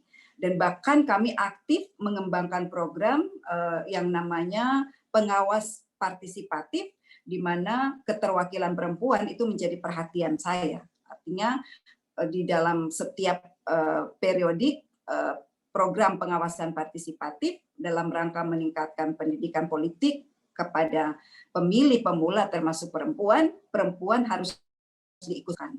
Karena perempuan menjadi bagian penting yang harus ikut serta menyelamatkan proses pemilu di penyelenggaraan pemilihan di negara kita. Nah, dalam posisi mana saya menolak perempuan? Saya agak susah menjawabnya yang ini. Saya memilih untuk tidak menjawab, boleh ya?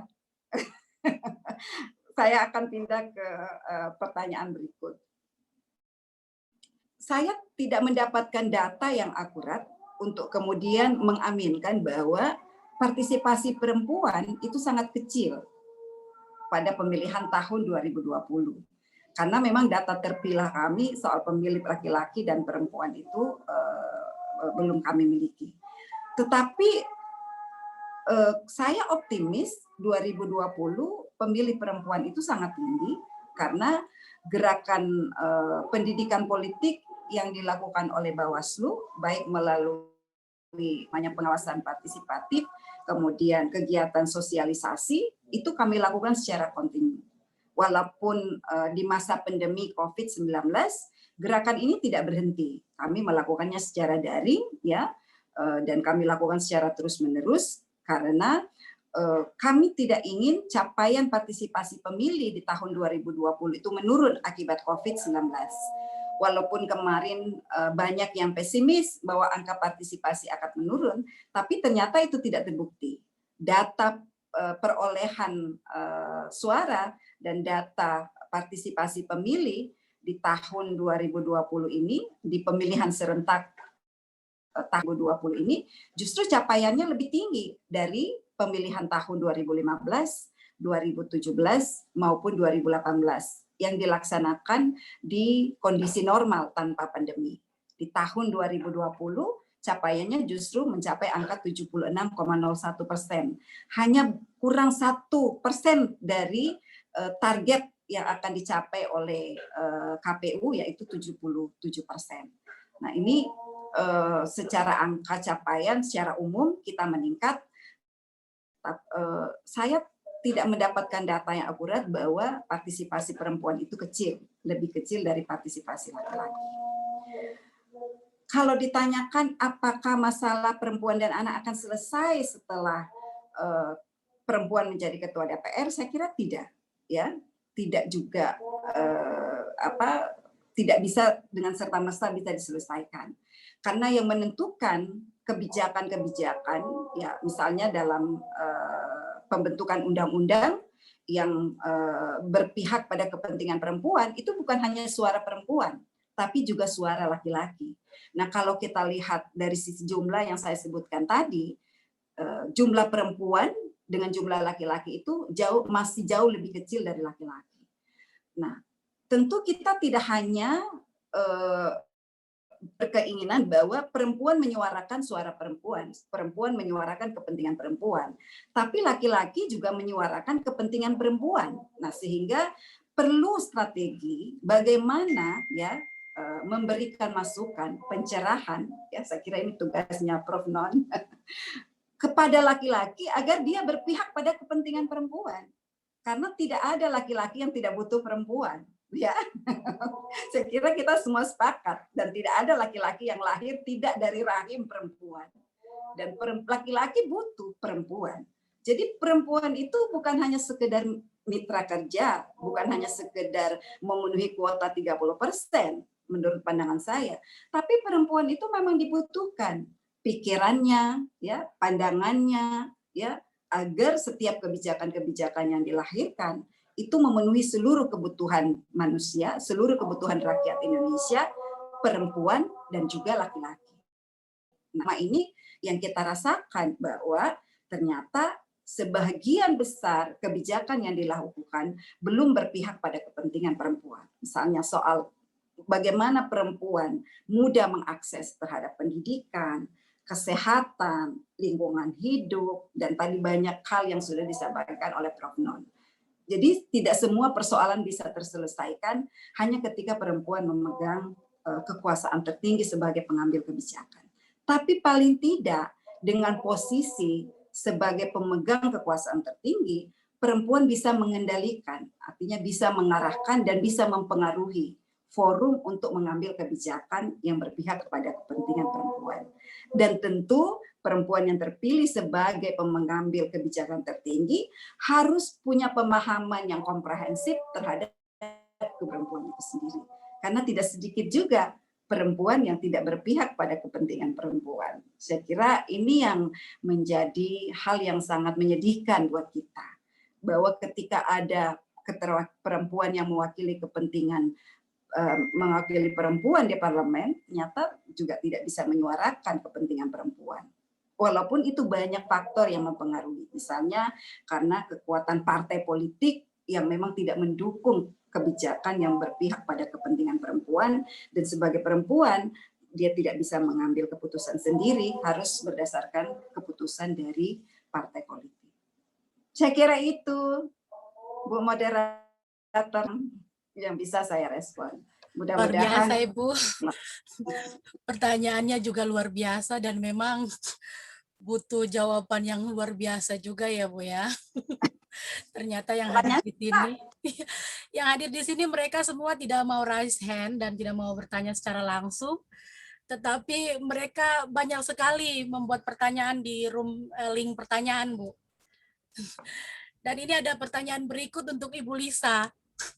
Selain pertanyaan yang tadi, yang sama dengan Ibu Dewi, apakah masalah perempuan dan anak akan selesai ketika banyak perempuan menjadi anggota DPR, bahkan menjadi ketuanya? Yang kedua, yang berikut adalah, benarkah perempuan harus cantik untuk mendapatkan laki-laki? Ini lucu Ibu pertanyaannya. Yang kedua adalah, apa yang harus dilakukan perempuan agar bisa setara dengan laki-laki? Dan bagaimana membangun kesadaran bahwa perempuan juga bisa melakukan kegiatan selain menjadi ibu rumah tangga? Ada juga pertanyaan, bagaimana perempuan harus melakukan sesuatu agar setara secara substantif dengan laki-laki? Mengingat saya pernah membaca buku tentang mitos inferioritas perempuan. Waduh, bahaya juga ini. Lalu pertanyaan yang berikut, benarkah perempuan fungsi utama adalah ibu rumah tangga? Seperti itu pertanyaannya Ibu Lisa. Oke, sangat menarik pertanyaannya.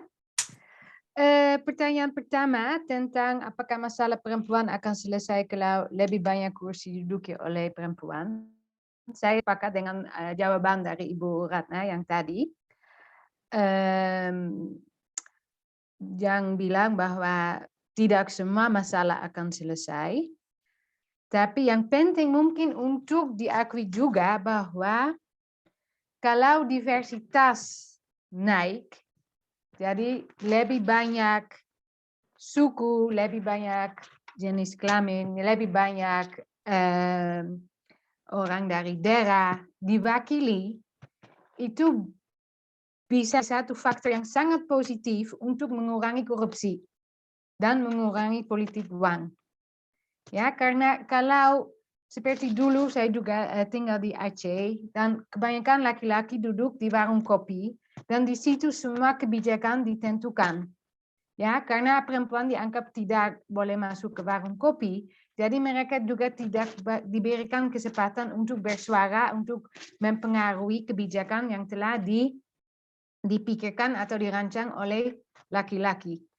Dan itu sangat penting untuk mendorong ke diversitas, karena ada sebuah istilah namanya Old Boys Network. ya di mana teman-teman dari sekolah atau alumni mahasiswa yang laki-laki, mereka suka duduk bersama dan membuat kebijakan. Ya, jadi tapi juga mungkin ada ibu RT atau ibu PKK yang juga mungkin suka membuat sebuah kebijakan yang mungkin tidak ada laki-laki yang terlibat. Jadi untuk membuat sebuah kebijakan atau untuk merancang aturan yang lebih adil, saya pikir diversitas itu sangat penting, dan juga untuk membongkar berapa kelompok orang-orang yang punya kepentingan bersama. Itu bisa juga sangat membantu untuk mengurangi korupsi. Ya, kalau lebih banyak suara dari lebih banyak lapisan masyarakat terdengar, itu ada satu faktor positif untuk mengurangi korupsi, karena Old Boys Network itu atau kelompok dari orang dengan kepentingan tertentu akan dibongkar.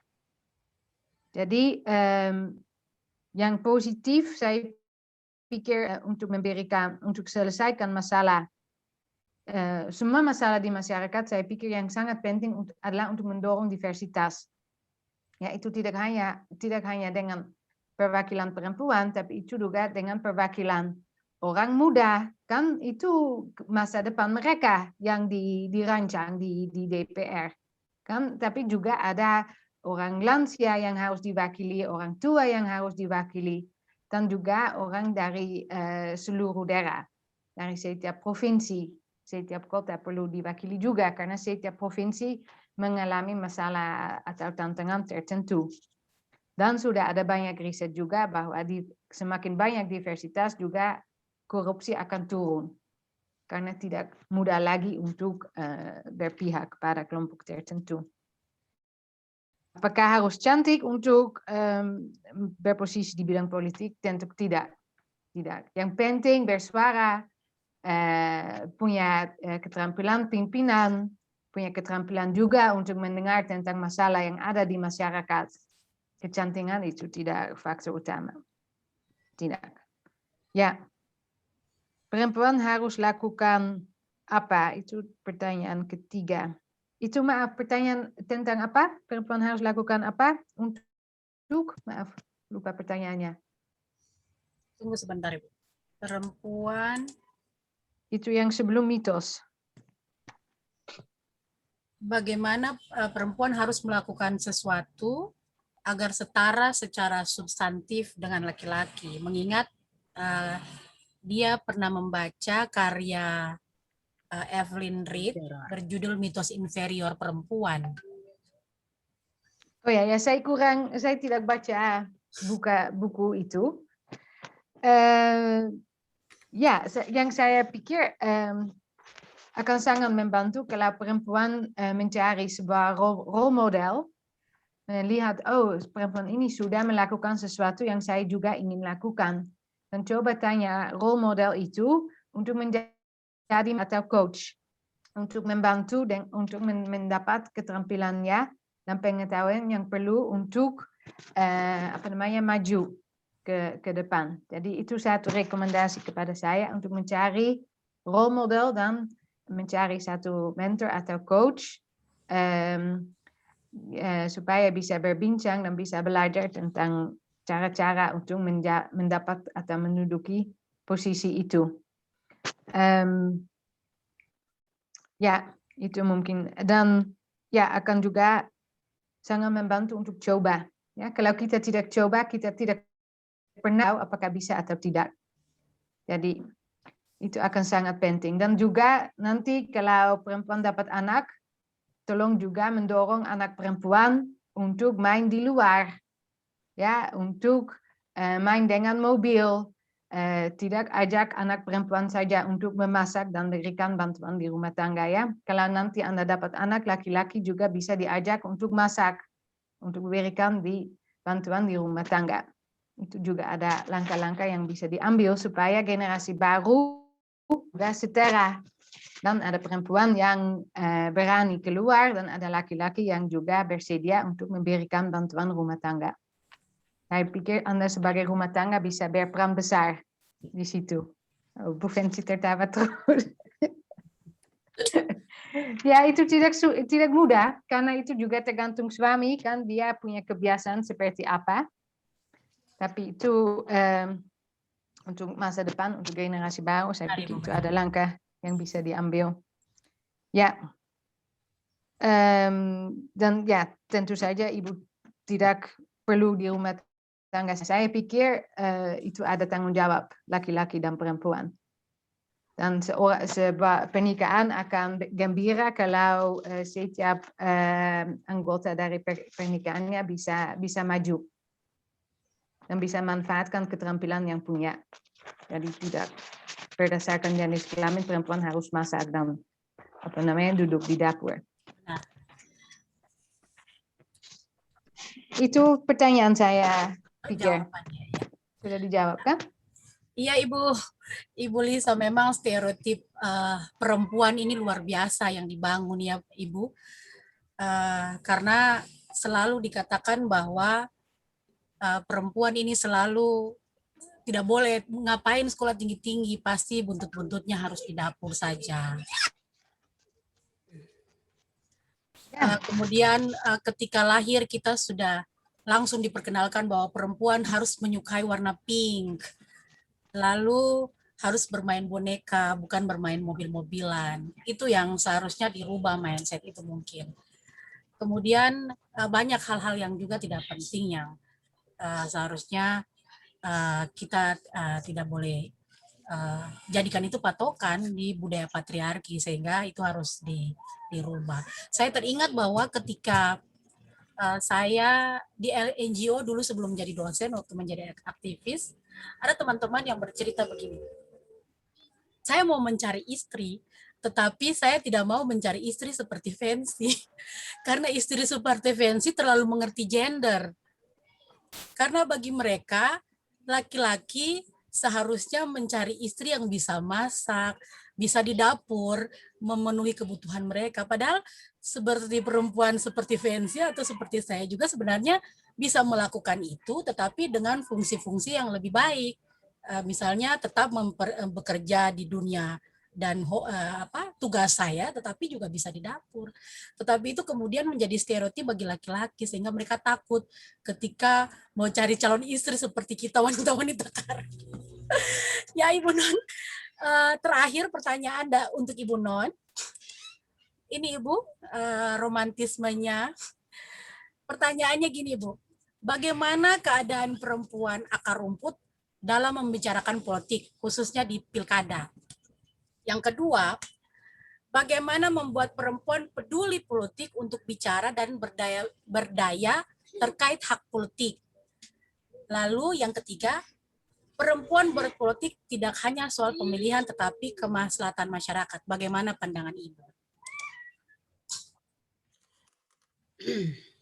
Baik, terima kasih Fancy, juga Ibu Dr. Ratna Dewi, juga Ibu Lisa dan penanya ya. Jadi ini pertanyaannya ini menurut saya mungkin karena saya orang akar rumput kali ya, selalu berada di antara masyarakat-masyarakat yang banyak termarginalkan. Menurut saya, orang-orang di akar rumput itu sebenarnya juga punya mindset yang bagus. Sayangnya mereka tidak terlalu banyak diberikan kesempatan. Saya mau kasih contoh. Ketika beberapa waktu lalu, tepatnya bulan Desember, saya itu ke sebuah desa di Watui di pedalaman. Untuk ke desa itu tidak ada akses jalan. Kami harus berjalan kaki dulu dari depan jalan itu sekitar 7 kilo, 7 kilo itu kita naik ojek, jurang kiri kanan. Ketika tiba di penghujung desa yang namanya desa Srialo itu, Pasinaro, itu kita akan menuju ke Watui itu 7 kilo. Tetapi melewati 4 buah sungai Tala, tapi derasnya minta ampun. Dan itu tidak ada jembatan, Ibu. Kita harus berenang. Bisa dibayangkan saya seorang perempuan berusia 65 tahun berenang melewati arus yang cukup keras, dan jangan kaget di sungai itu juga ada buayanya. Nah, ketika kami tiba di desa di Watui itu, ternyata mereka itu cuma ada 18 kakak dan hanya ada 61 orang. Tidak ada listrik, tidak ada sekolah, tidak ada puskesmas. Anak-anaknya itu disekolahkan di desa di bawah sana. Dan mereka membuat video perjalanan kami ke sana, dan video itu ditayangkan di YouTube. Ternyata itu menggugah Dinas PUPR Maluku untuk segera membuat jalan. Nah, ini kan sebenarnya kerja-kerja cerdas. Jadi kalau tanya bagaimana keadaan akar rumput berpolitik, menurut saya itu kerja cerdas dari kelompok masyarakat di sana. Mereka bikin video perjalanan kami, dan ketika video itu ditayangkan di YouTube, menggugah PUPR untuk segera membuat jalan. Jadi kerja-kerja cerdas ya, langsung. Tidak usah lagi ke anggota DPR, langsung bikin inovasi, masuk. Lalu ditanyakan, bagaimana perempuan di kancah sekarang ini dalam berpolitik? Mungkin nanti kaitannya dengan pertanyaan tadi Bu Dewi yang saya juga agak sulit untuk menjawabnya, yaitu mengenai masalah pemimpin perempuan. Kalau di Maluku, sebenarnya pemimpin perempuan itu tidak menjadi masalah. Mengapa? Kami punya daerah, kami punya kampung-kampung, kami punya desa-desa, pemimpinnya itu bisa perempuan, yang kami sebut ibu raja, mama raja. Jadi tidak ada pembatasan atau diskriminasi yang bisa jadi pemimpin itu laki-laki. Kita lihat juga dari lagu-lagu. Ina ama punya mau, tetap ibu itu dinomorsatukan. Nanti di belakangnya ada ama sebagai bapak. Kemudian selaku pemimpin, perempuan juga mempersonifikasikan dirinya sebagai sang pemberi hidup bagi orang Maluku. Sehingga orang-orang Maluku itu menganggap ibu itu sebagai bayangan dewa.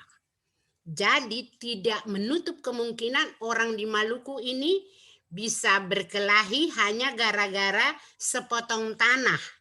Karena tanah itu dia personifikasikan sebagai ibunya. Jadi memang kalau kita lihat di Maluku ini, perbedaan pemimpin perempuan dan pemimpin laki-laki itu tidak ada. Tergantung terpilihnya perempuan atau laki-laki. Kalau secara adat, secara daya, pemilihan pemimpin perempuan di Maluku itu tidak melalui pemilihan umum atau seperti RT RW. Kita udah kembali kepada pemerintahan Saniri. Fancy lebih tahu. Jadi berdasarkan mata rumah parenta. Jadi ada fam-fam tertentu, ada marga-marga tertentu yang bisa menjadi pemimpin. Entah dia itu perempuan, entah itu dia laki-laki, ketika dia masuk mata rumah parenta, silakan, you boleh jadi pemimpin. Jadi sebenarnya demokrasi di Maluku menurut saya itu sudah mengakar budaya.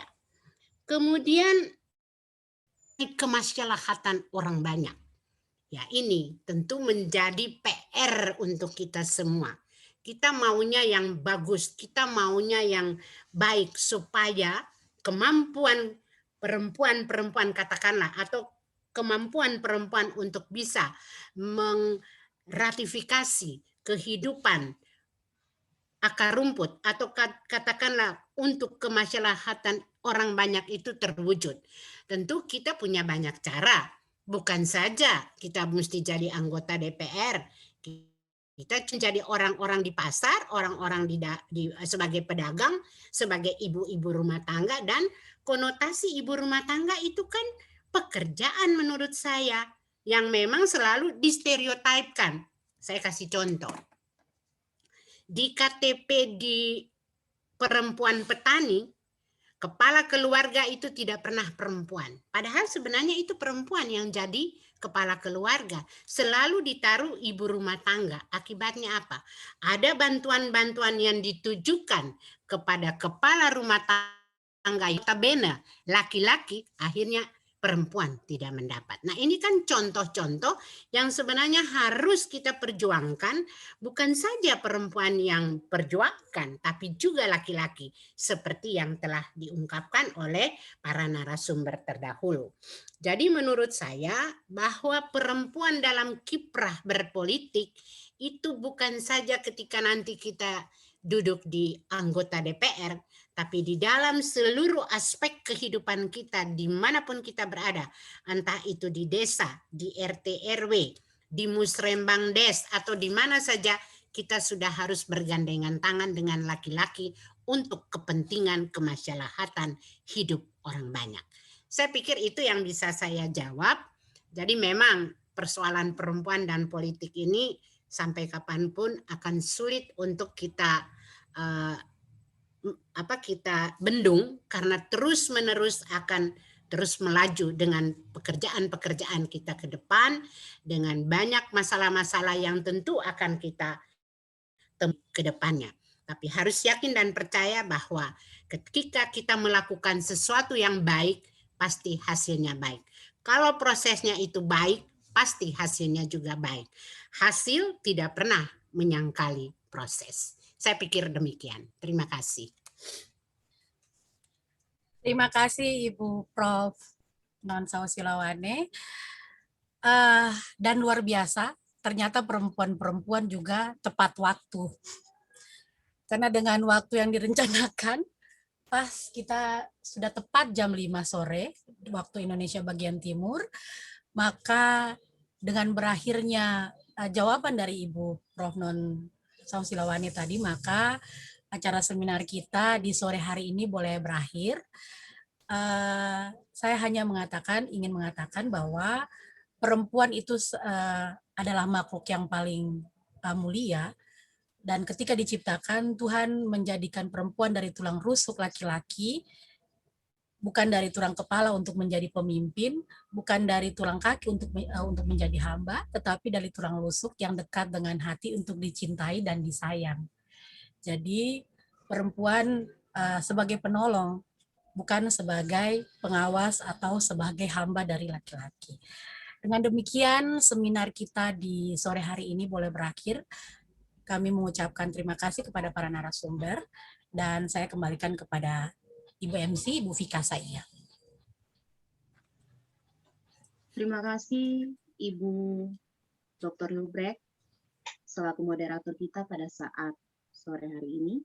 Bapak Ibu yang kami hormati, selanjutnya kita akan masuk dalam acara penutupan, dan sekali lagi saya mengundang dengan hormat Ibu Dr. Fensi Lubrek SHMH sebagai Ketua SLEI dan juga sekaligus merupakan Sekretaris Bagian HTN Fakultas Hukum Universitas Patimura untuk menutup kegiatan seminar nasional kita di saat ini.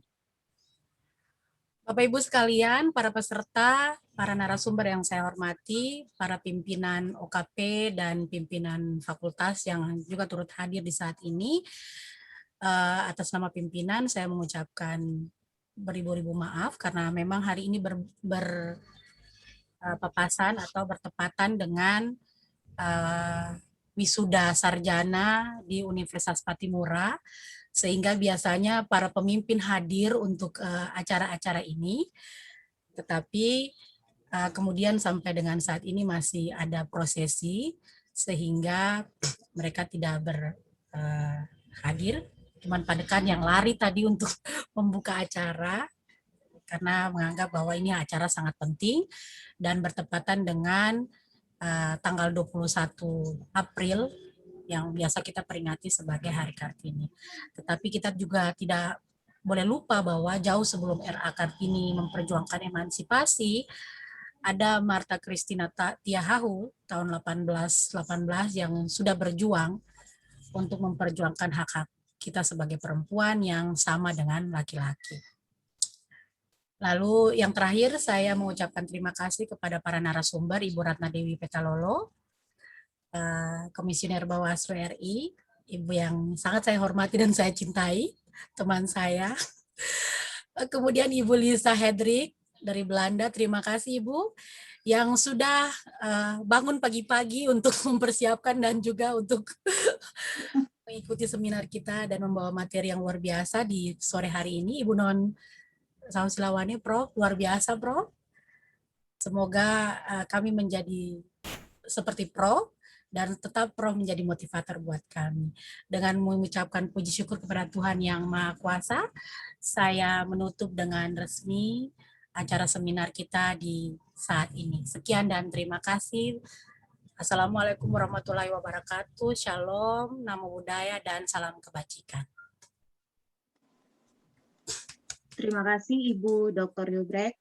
Bapak Ibu hadirin yang kami hormati, dengan berakhirnya kata-kata penutup tadi, maka berakhirlah seluruh rangkaian acara seminar nasional kita secara daring yang dilakukan pada hari ini 21 April 2021 dengan tema Perempuan dan Politik, merupakan kerjasama dari SLI dan Bagian Hukum Tata Negara Administrasi Negara Fakultas Hukum Universitas Patimura. Kami ucapkan terima kasih kami yang sedalam-dalamnya kepada para narasumber kita yang luar biasa di saat ini, Ibu Dr. Ratna Petalolo SHMH, Ibu Liselot Hedrick MAMSC, Ibu Profesor Dr. Insinyur AM Sausilawani MS, dan juga moderator kita yang tak kalah luar biasanya, Ibu Dr. Fancy Ryubrek SHMH. Bapak Ibu yang saya hormati, mengakhiri proses rangkaian acara kita di saat ini, izinkan saya untuk membaca sedikit kutipan yang baru saja saya dapatkan, tulisan dari Pendeta Dr. Andar Ismail berkenaan dengan Hari Kartini di saat ini, bahwa obsesi Kartini adalah memajukan kaum perempuan dengan buku, yaitu agar anak perempuan suka membaca buku. Di akhir tulisannya ia menyebutkan bahwa Kartini adalah pendekar, pejuang emansipasi, tetapi ia bukan pendekar busana, melainkan pendekar sastra. Perjuangannya bukanlah agar perempuan suka berkain kebaya, melainkan suka membaca. Demikian acara seminar nasional kita secara daring di saat tema Perempuan dan Politik, dan sampai bertemu di seminar nasional lainnya yang akan kami lakukan pada tanggal 29 April 2021.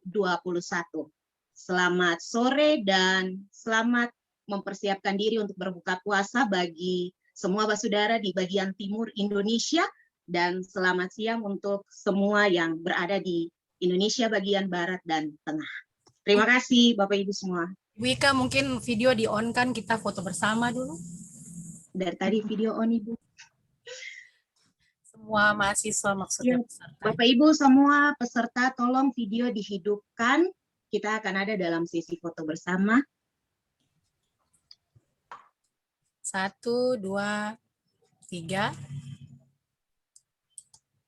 1, 2, 3. 1, 2, 3. 1, 2, 3. Oke, Bu. Ya, terima kasih Ibu Fancy, Ibu Non, Ibu Lisa, Ibu Ratna. Ibu Terima kasih Ratna, banyak. terima kasih. Terima kasih Dr. Ratna. Ya. Ibu Ratna, terima kasih. Terima kasih. Nanti Ibu Non, Ibu Lisa, terima kasih. Bapak Ya. Ibu yang lain, terima Dadah. kasih banyak. Izin. Para peserta yang lain, terima kasih. Izin live ya, Ibu. Izin. Ibu Ratna, izin live. Ya. Ibu Non, Dadah. dah. Ibu Ika, terima kasih semua, Ibu Julia Tanner dan Bapak Ibu yang lain, terima kasih atas kehadirannya.